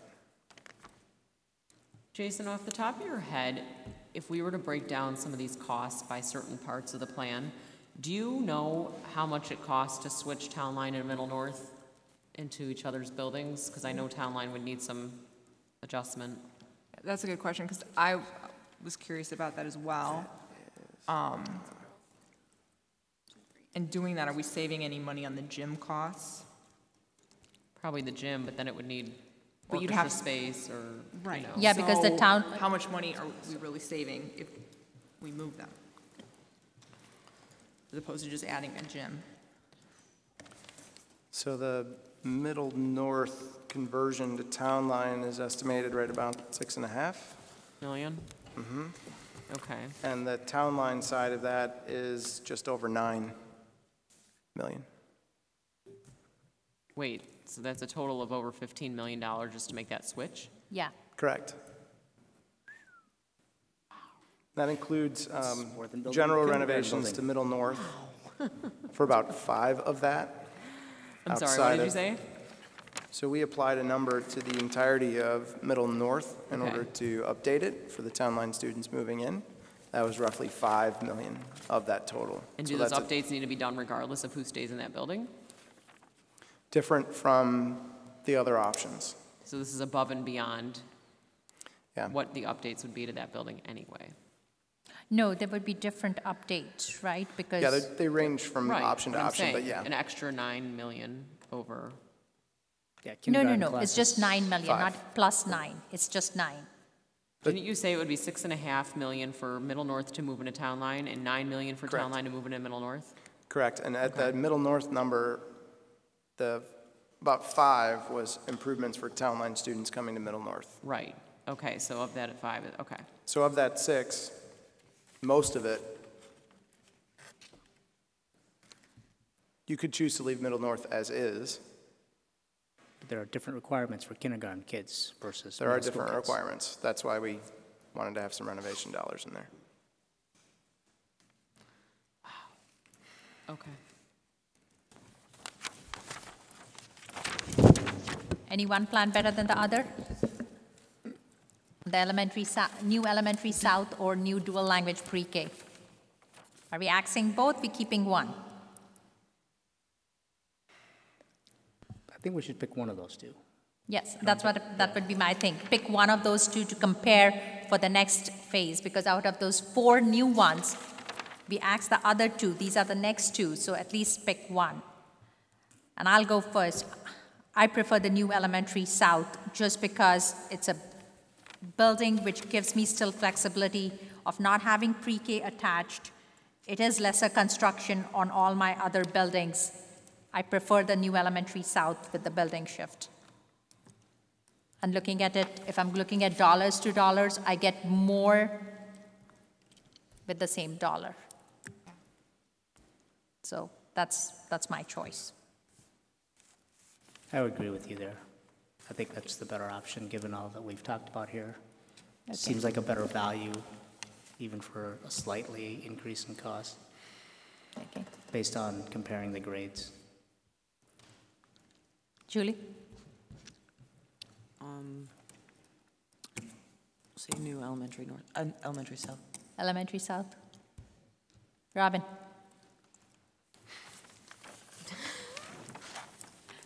Matt, just because you look at the paper again doesn't mean I'm not going to call your name. I'm literally going like I could flip a coin right Yeah, now. I'm more in favor of the dual language without the pre-K. I probably am too. Just that's because I not the think the South option. has got way too much movement, which would just, I think it's total chaos. But that's, I mean, you're moving 3-4 schools back and forth. Yeah, but nobody's changing boundaries. Everybody I says didn't the say south that, says but you were south. shifting all the students all over the place. That's No, what- but it's not boundary change. Like nobody's Yeah, shifting. I They're just understand shifting that. school I'm saying, buildings. But you're moving an entire to a whole different building. That's my struggle. They just with go that. to a new house with their teachers and their All the principal. complaining about transitions, I'm Redo just all the saying. bus routes. But this is not a transition. This is just it's the same house. It's not a transition. They go, instead of going 200 feet this way, they go 200 feet this way. Well, yes, One one big one all at once, but Okay, Wes, while they keep flipping in the papers. No, I'm with Matt. I think I prefer the new dual language. I'd still say minus pre-K, but I think that's a detail that we'll have to hash out down the line. Jason, what, on average, what's the increased operating expenses per square footage?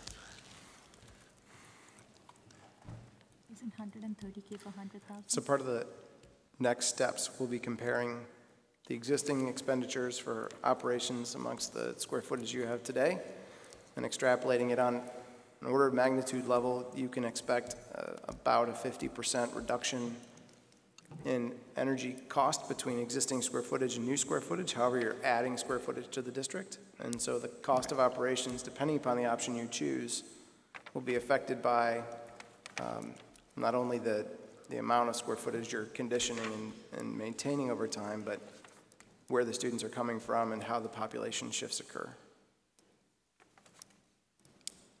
So at an order of magnitude, a new square foot costs about 50% less to maintain and about 50% less to heat and cool.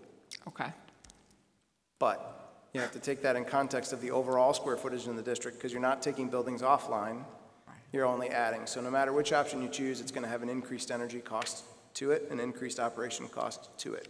It's just a question of then the proportion of existing to new and how that ultimately pencils out as far as the dollar per square foot analysis.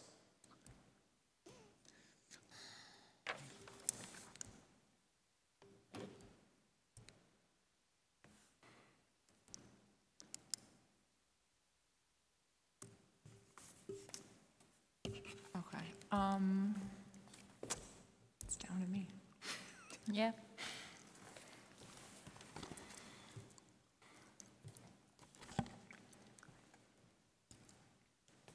Tick tock, tick tock. Huh?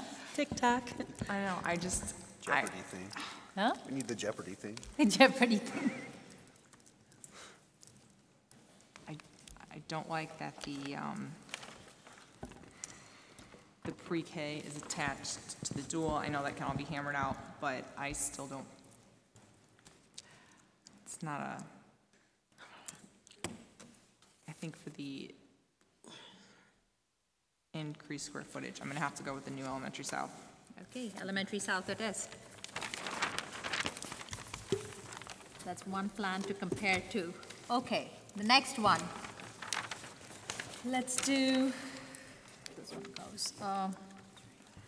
So now, Do we want to take an, So I was thinking about something else when we were talking about the kindergarten center. So it would obviously be a different pot, and it would, if we take the kindergarten center off, it's gonna increase the cost of what we need for referendum. But aren't we also then gaining income as we start to receive rent from the after-school program? Sorry, I can't hear you. Okay, so with the kindergarten center, it came with, didn't it come with a deal with rent for the after-school program? Yeah, that was a part of the IGA. Right, so if we move kindergarten somewhere else, then we'll be getting that revenue back from renting. Yeah, but that revenue is really minimal as to the amount we'll have to That's spend. what I was trying to remember. Well, that's what I was trying to remember how much it was. I can tell you that later. I can look it up and let you know. But it's not as it was. Well, I mean, insignificant like to build a gym. Like I remember it not being that insignificant.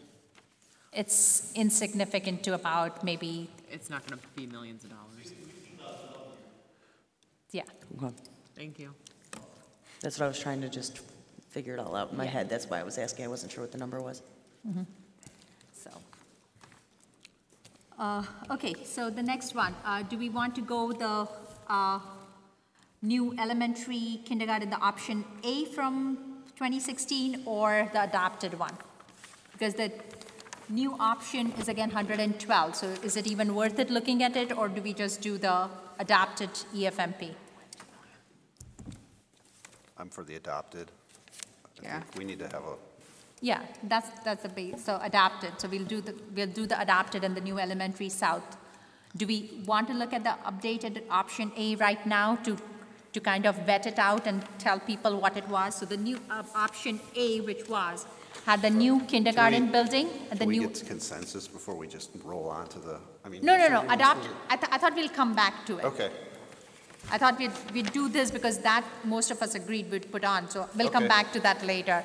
So in the adapted option A, it was the new elementary south building and the new kindergarten building. And that is coming out with the new plan at 112 million. That was the plan we didn't go with, but that was the other plan from 2016. Do we want to consider it? Do we want to look at it? I personally think we should consider it because we pretty much put out the adopted EFMP once and didn't go over so well.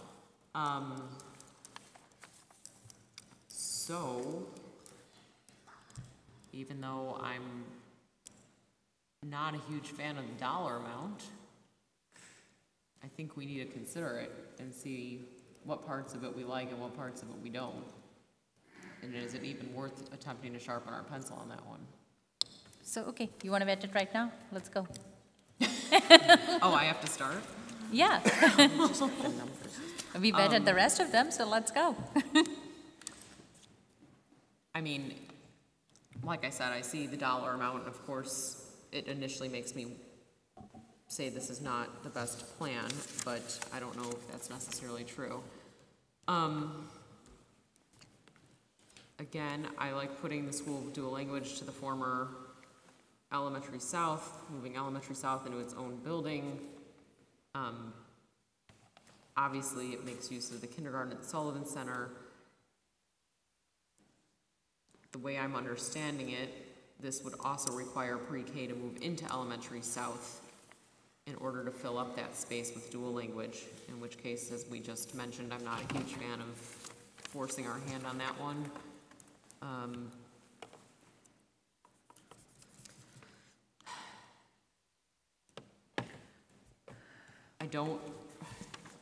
One of the things I don't like about this plan, although it's on the adopted one too, is the massive amounts of land that are taken up around Middle North by all those additions.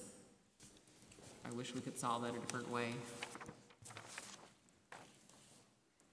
And of course, this makes a much more crowded campus.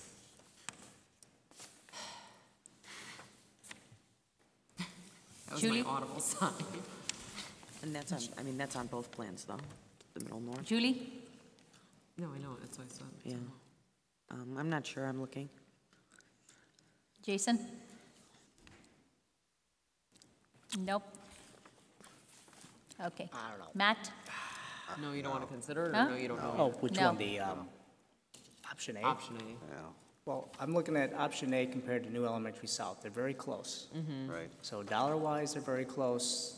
You're getting a new school for Elementary South. The only difference between the biggest difference between the two is you also have a kindergarten building in the option A, whereas in the New Elementary South, you don't. So those to me are the two, is the main difference that I would use to compare those two. If I were to compare option A with Elementary South, I'd probably go with the Elementary South option. It grades much higher, 288 versus 278 versus the option A. It's slightly less expensive. And it also, I don't know, I think it's close enough, but based on the grading and, you know, what the priorities of the community are, the Elementary South seems to come out ahead. Okay. And they're very close in terms of what they do with all the kids. That's the square footage I'm looking at. So Jason is no, Matt is no. Julie, do you have a, I don't know. you don't know or no? I don't know, I'm still looking. I'm looking at the square footage difference. Yeah, we're getting a lot less square footage on the new elementary south for almost the same price. And as they said before, square footage is flexibility for later. We're building two buildings on this option one. We're building the kindergarten building and an elementary south building. So, you know, two separate buildings is going to cost you Right. two infrastructures. You know, even though they are smaller buildings, it's going to be infrastructure that you have to put in for, you know, the elementary south. I mean, once you start building, whether you build it for 650 students or 800 that you're putting in for all of it, it's going to be, you know. So that's why I am not in favor of option A, just because of the two buildings for the approximately the same price and you know, two sites of construction. Can we keep them both for now? Is that an option? Sorry? Can we keep them both for now? Is that an option? We can, but we have to tell specifically what we want to look at and what we want to start narrowing it down. So if you want, we can keep them. Keep this one on too. I mean, that's my So you want to keep it on? Jason is no, I am no. Robin? Matt is no, so. So that's 4, so it doesn't really No, matter. it's 3 is no, and she wants. Matt, you. Oh, Julie wasn't sure yet. Yeah. Yeah. Go ahead. I'm a no. Okay. I don't like how there is significant space dedicated to the pre-K in Elementary South. I think that with the new Elementary South, the new plan, I think it's a better use of space. Okay. So that's a no. So now to our adopted EFMP, which was the one we put on, which was the kindergarten building. The kindergarten building came higher. We did get a response. So since that is, so we have, so the adopted EFMP at 70 million.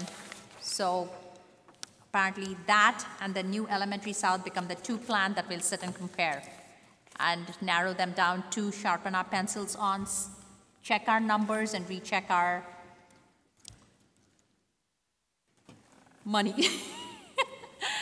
Well, I think we need to recheck our priorities, frankly. Definitely. We will have to. Once the plan, you know, with the plans, we'll have to start looking at what can be phased and where.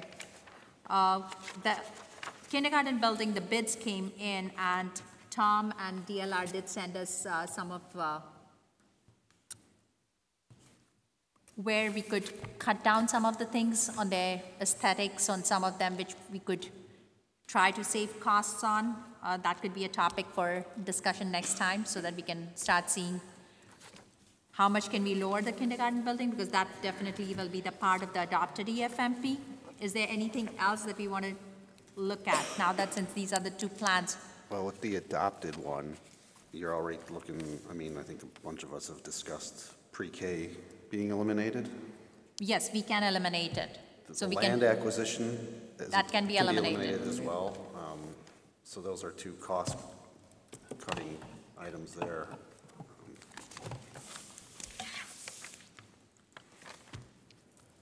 I kind of like the idea of having at least one plan with the kindergarten center and one without it. Yeah. Get some feedback. Can I say one thing about that land acquisition, though? Yep. You're not going to get a better bang for your buck on what that is per acre. So even without having a final number negotiated, a government entity selling to a government entity is going to be way less than if we go to a private party and try to purchase land. I think for the flexibility moving forward, I really think the fact that that land is going to probably be less than, I don't even want to put a number on it, but if it's what I think it's less than market value. Less than market value, I think it would be sort of foolish not to put that land acquisition into the plan. Because even though we could save money right now by not moving back ECC pre-K, let's say one day, 10 years down the road, they force us into taking it back. Now we may need a spot to build space for it. I just think it's a good idea, especially with as landlocked as this area is, to try to We can keep it as a line item and then decide, because you know that EC pre-K, those can be line items, because those are going to land up being line items where we start prioritizing and. Yeah, I don't think there's any argument, excuse me, that it's not a good idea given the price. It's just whether or not we can afford it. Right. Yeah, right just now because it's a good value does not mean we have the money to do it. If we're limited by our debt, if we're limited by what we can do, Is it necessary to house our kids right now? No. Do we need it to solve our space issues? No. So it would be great to have, but if we can't afford it, it's going to be, to me, it's one of the top things that we have to look at. I think that's what we're going to have to do. Like some of the things, we're going to have to line itemize it because we're going to have to try fitting it in the amount of money we can afford. And at that point, we'll sit down and compare both of them line item and what's our priorities? And that will go. So now here's the question. We have a meeting for next Monday on the books.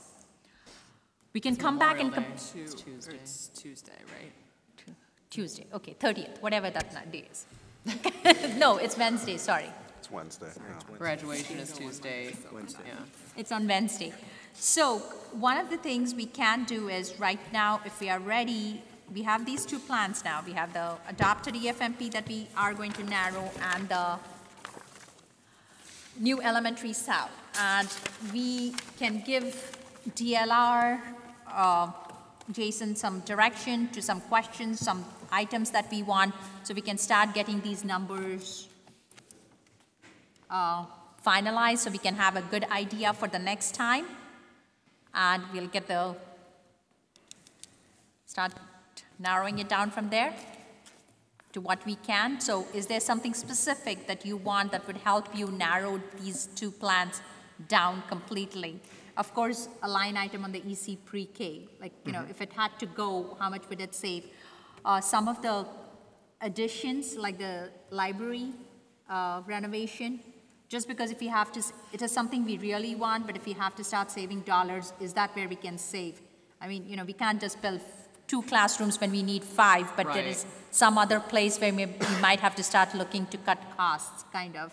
So, and anything else, I mean, those are the 2 on the top of my head that I could think of. We can, of course, email Jason and Kristen to get us some more numbers or some more line items that we can think of, but is there anything else you guys can think of so we can let them know what the direction is so that we can... Yeah. The greater clarity that you can provide, the faster we'll be able to add detail. So if adaptive reuse is no longer a choice or is a choice that we should be pursuing, then the more information, the better. So at least now we have 2 choices. So we have 2 plans, right? And then so the components of the plan, if there is board consensus one way or the other, then that would just be helpful. Yeah, I mean, so as I said, the pre-K definitely needed as line item. The libraries. Libraries, line itemize those. Can we get a line item on the STEM space with the STEM storage, please? Sure. Yes. Anything and everything that we can think of, let's line item. I mean, in my opinion, adaptive reuse is not off the table for the new elementary south. No, it's not. But for the kindergarten, in my opinion, it is off the table. But that's just my opinion. No, that is my opinion too, Robbins. Julie? I agree. I just wanted to hear all the stuff. No, before. definitely. Yeah. Okay, so it's 3. Matt? I'm in agreement. Agreement. Okay. So for kindergarten, there's no adaptive reuse. Kindergarten goes to Sullivan. For the elementary south, we can look at the land from Park District, or we can look at adaptive reuse and see if we can find something that will house them. And so that could be the line item, kind of. Mm-hmm. Anything else? The admin gets to say what they want. We might not be able to provide it, but you get to say. No, I think that sounds good. Are there any details provided, like for PE space or music space? Should we prioritize square footage? Is there any direction from the board on that regard? Are we trying to hit a number? Is there a budget cap that you want us to hit at this point, or is it still, trying to compare apples to apples? I don't know about a budget cap, but when you talk about like music space or PE space, to hold the kids would be good. Obviously, and that's the whole thing is like dedicate a music space, because I think that's a program that most of us would not want to consider cutting or reducing or having some kind of lottery for. I would prioritize the square footage for that room above some of the bells and whistles that can come with, symphony level acoustic quality. When they perform in a gym, they still sound amazing. So although I would want their room to obviously be insulated and isolated in a way that it doesn't bother other classes and stuff. I don't know that we need to have like this massively professional. But we definitely want, Middle South to have science classrooms. Like, I don't want countryside to be on. No, I feel like they deserve. I feel like they deserve a science lab. Huh? I feel like they deserve a science lab. Yeah. So we definitely want those, and as many as Mr. Natal says he needs, let's put them in. Okay. Like, I just want to make sure. What some of the other things, and from your experience, I know you have a couple of things going on, and, Tom does too. So if you think there's something that can be prioritized, you know what a dollar amount is. So if you think that some things you can give us some line item to educate us to see that, to give us an option to say, okay, you can do this versus that from your experience and your expertise, that would help us too. You can tell us that, this is what is costing you. And then we can see if we want to put it in or we want to take it out at that point. Because right now, those are just on the top. And we'll look at it more and, we'll send you an emails and stuff to, if we figure, if we start thinking of some things on our own. But if there's something from definitely your expertise of what you think can save us some dollars, some going somewhere, and get us the biggest bang for our buck, we'd like to hear it. In both these options and whatever we can do. When you presented the plans from 2016, you had, for each building, you had 10 to 15 big ticket items that you had costed out. Mm-hmm. I think seeing that would help us in terms of, okay, what's our priority? Then we can say, okay, if we wanted to hit a budget, we could say, okay, if we do these top 8 things and not these bottom 4, we might hit our budget. But having that breakdown that you did when you gave us the 2016 plan really helps us decide, STEM, library, 2 classrooms, just a nice breakdown of all the things that you're doing to each building. Then we can come up as a board with priorities and try to figure out where that line might be. Okay. And this is something you had given us at 2016. This is what Jason is talking about. And I heard a couple of dates. Huh? You're still holding on to it? Of course, because I want to know how much more he's charging me for that.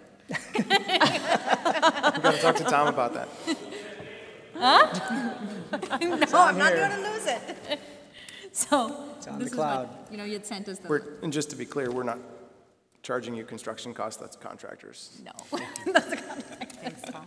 Abe, for the next meeting, if there's consensus, I think it would be a good time to start presenting what this would cost the taxpayer broken down by approximately the value of their home. So we can put side by side. And of course, I know we still have to sharpen the pencil, but just an approximate. If we do this plan, it's going to be approximately this. If we do this plan, it's going to be approximately that. Sure, absolutely. We've created a matrix with different dollar amounts. Right. We can explore that and update that for the next meeting. Thanks. Oh. And both these plans, and this is for the community, they maintain our current programming. They have a few more things that we think is important for our students going forward, like the library renovations and the STEM centers and some of the other things. But they definitely maintain our current programming. They will hold our enrollment till 2026 to make sure all our kids have access to all the stuff. And will be in, they won't be mobile or portable somewhere.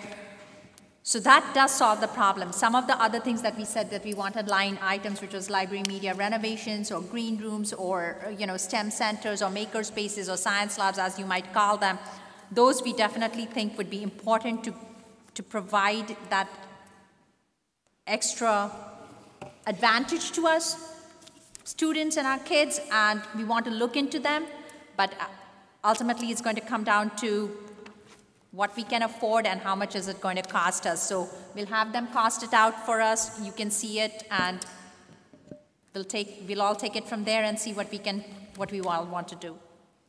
And this is a 10-year plan, so I know you said 2026 because it was stuck in our head from the other, but these square footages have been adjusted for the 2028 outlook. We don't have 2028 demographics, do we? Not the demographics. Not the demographics, but you had said, do you want us to right size that new elementary south based upon the last 2 years that we know of growth? Remember? Yeah, the utilization has changed the the types and amount of spaces that you're building, but the enrollment that we're targeting is still the 2026 2026. enrollment? We don't have better information Right, than yeah. that. So, We'll have to follow up with Nick. I think at one point he was going to ask the high school for their CASARDA report because theirs is a little fresher. Oh, okay. I think only a year. 1 year? okay. The next board meeting is? June 11th. On the board meeting is on the 11th, but you're coming on Wednesday, the 30th. So we're going to have the meeting on the 30th, right? I mean, is that a consensus of the board before I tell Jason to show up? It's on the schedule. Yeah. It's on the Yeah. schedule, but I want to make sure we are all agreemented. Anybody from the public wishes to comment? Thank you so much for sitting through this. I know it's a lot coming your way, some of the things that you're not seeing, but if you'd like to comment. The 30th is at Town Line. Yes, the meeting on the 30th is at Town Line at 7 o'clock. And we'll go through these two plans and narrow them down, have our spreadsheets, and we'll try to get these things up on our website so you can compare both of them.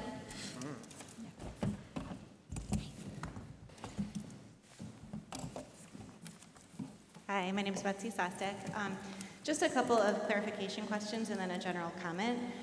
When we were looking at the different plans and taking a few off the table, we talked about comparing apples to apples throughout all of them, and that included the pre-K and STEM or STEAM.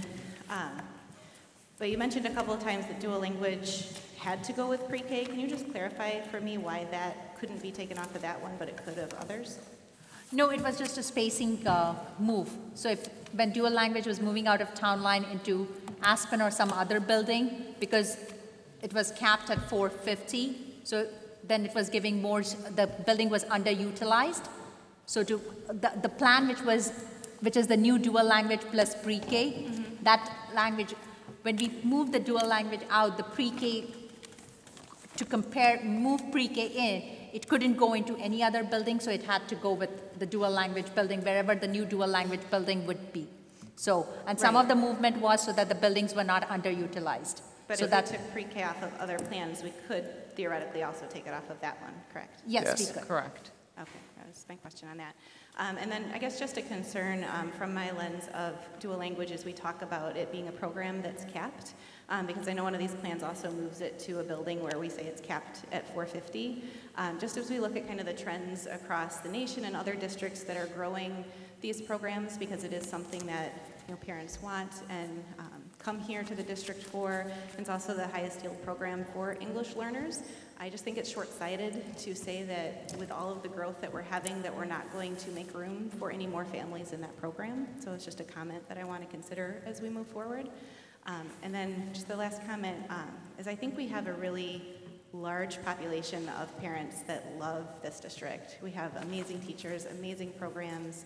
We want to support whatever it is that comes out. I think that that's the consensus of the community. But despite that, the referendum was voted down last time. So I think it's really concerning to me that we're talking about plans that are more than the last referendum.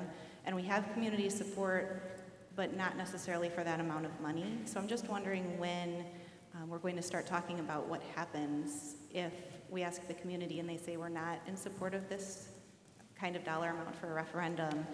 What is our next plan, and when will that be talked about? Whether it's phases of what can we do for 5 years of growth, and then I know we don't want to keep coming back to the community, but it may have to be a discussion if this gets voted down. Just wondering what the plan is for talking about what happens if. And I'm hoping that's not going to happen, but I would like to know what the backup is at some point. Thank you. Can I just address one thing real quick? I mean, yes, we do have to have that conversation that you suggested, but there are lots of districts where a referendum failed for the first time, went back for more money the second and passed. Sometimes it's more about finding the right plan than it is about finding that exact dollar amount. So, and sometimes it's also about learning where the first one fell short, what can we adjust? Was there an education piece missing? Was there a believability piece missing? I think there's been, at least from my end, it seems like there's been a bigger shift in the community's sentiment towards it this time. So I think that's a positive thing. I'm not overly nervous that nothing's offered at 42 million this time. That doesn't make me overly nervous. 130 million, I think, is a big leap, but.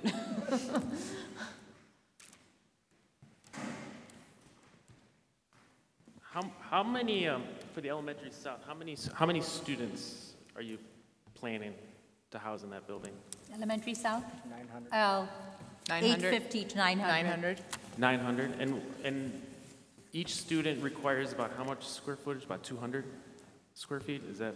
No. It varies. For middle school, it would be on the order of 200. Well, that's not middle school, that's elementary. So. Right, and so for the elementary school, we're sizing it at 125. roughly 145,000 square feet.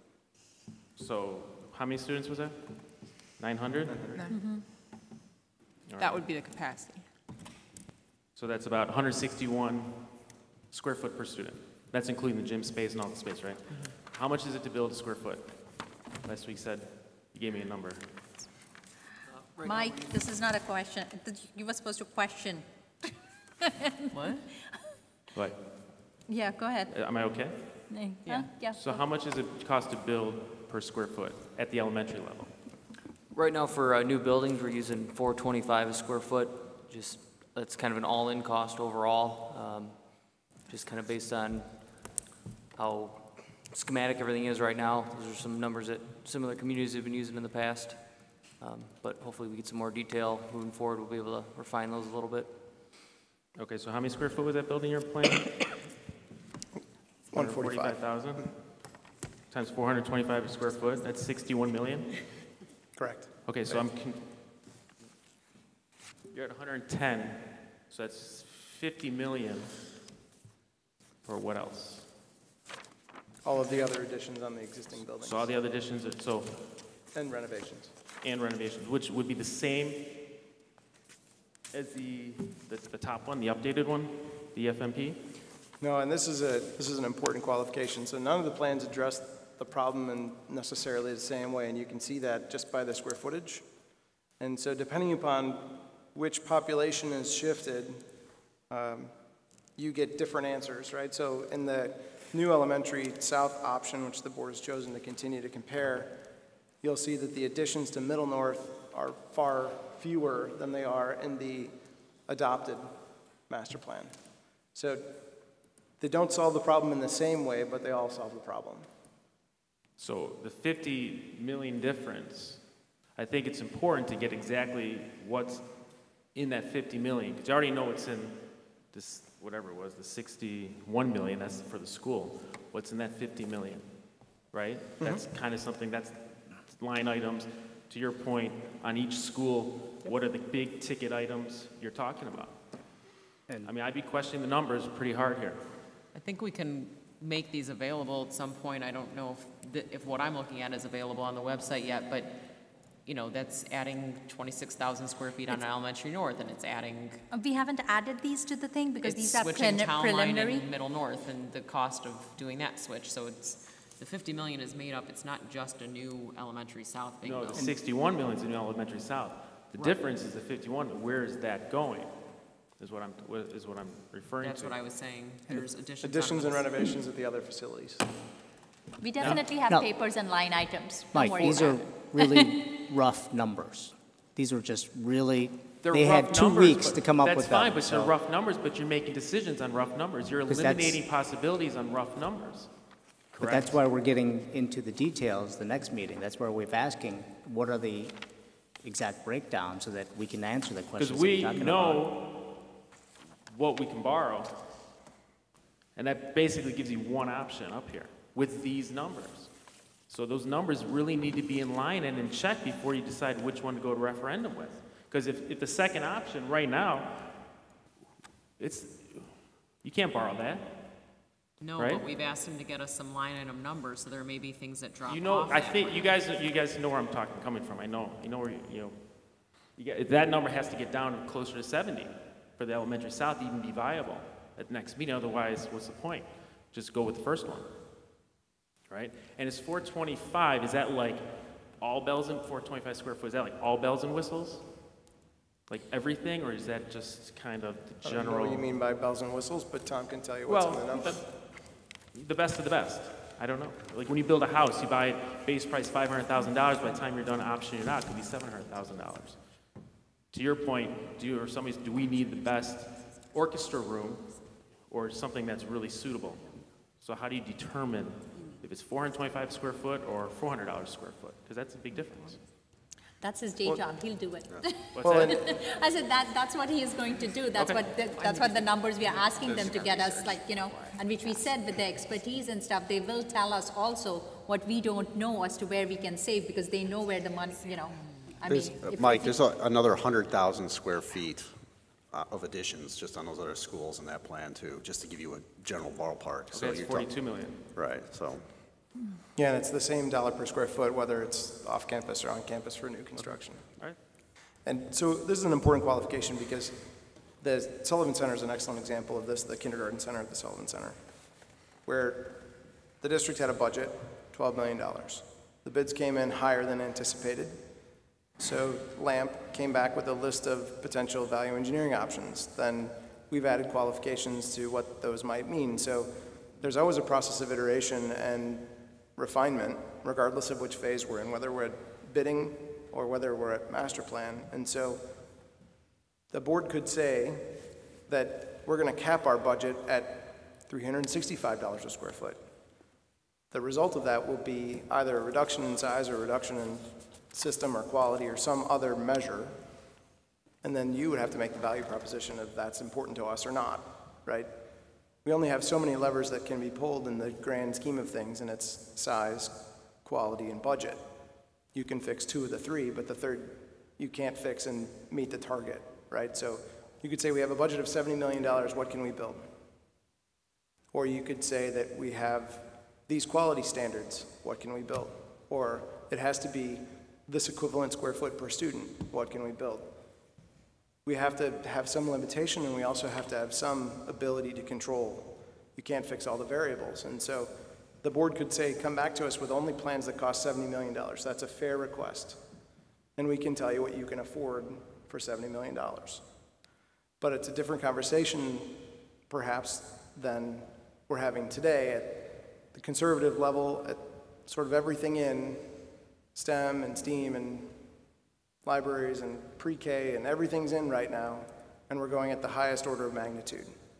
In a week's time, we're going to have more information, but to say that we're going to be at a bid negotiation level where we're talking about value engineering is not practical, right? So I just want to set an expectation that we can continue to refine the numbers, we will continue to refine the numbers, but the exacting specificity, we won't come back next week and say it's all of a sudden $375 a square foot unless you give us that limiting factor. Okay. Does that make sense? Yes.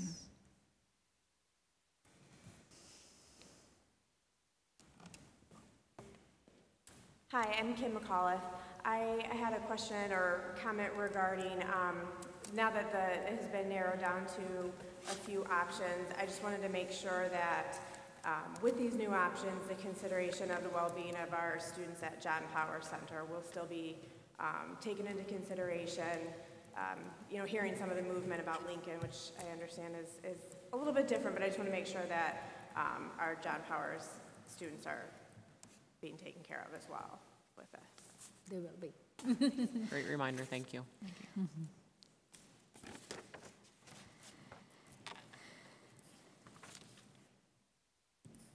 I just have a quick question, just for clarification. In the $70 million plan for the adopted EFMP, is the $12 million that you guys were originally going to put into the kindergarten, is that really $58 million? Yes. Mm-hmm. So that we would be taking out the referendum? If everything stood and stayed at it as is, it would be less $12 million, whatever that number ends up being? Or however low we can get kindergarten center. Right now, it's over 12 million. Right, but you guys are still willing, whatever it is, it's going to be less 12 that you guys would put in, and then if it comes in at 14, the 2 would roll into that number. That number includes the 14.7 right now. 14.1, yeah. Correct. 14.1, but you guys would take out 12 from that for the referendum. We haven't had any discussion or on that. consensus on whether we would still use cash reserves or whether we would go to referendum for part or all of that. That still needs to be discussed. Okay, so your But we're in- original, what you guys originally decided to put the 12 in, that is not necessarily 100% still the plan. Correct. Okay. We that's haven't what I had just wanted to discussions make about sure. Because 12 million was the max, and with the numbers coming in, now we have to have more discussions and decide how to move forward. So are you guys saying that you're going to put something in, you just don't know what that number is yet, or you haven't even made that decision?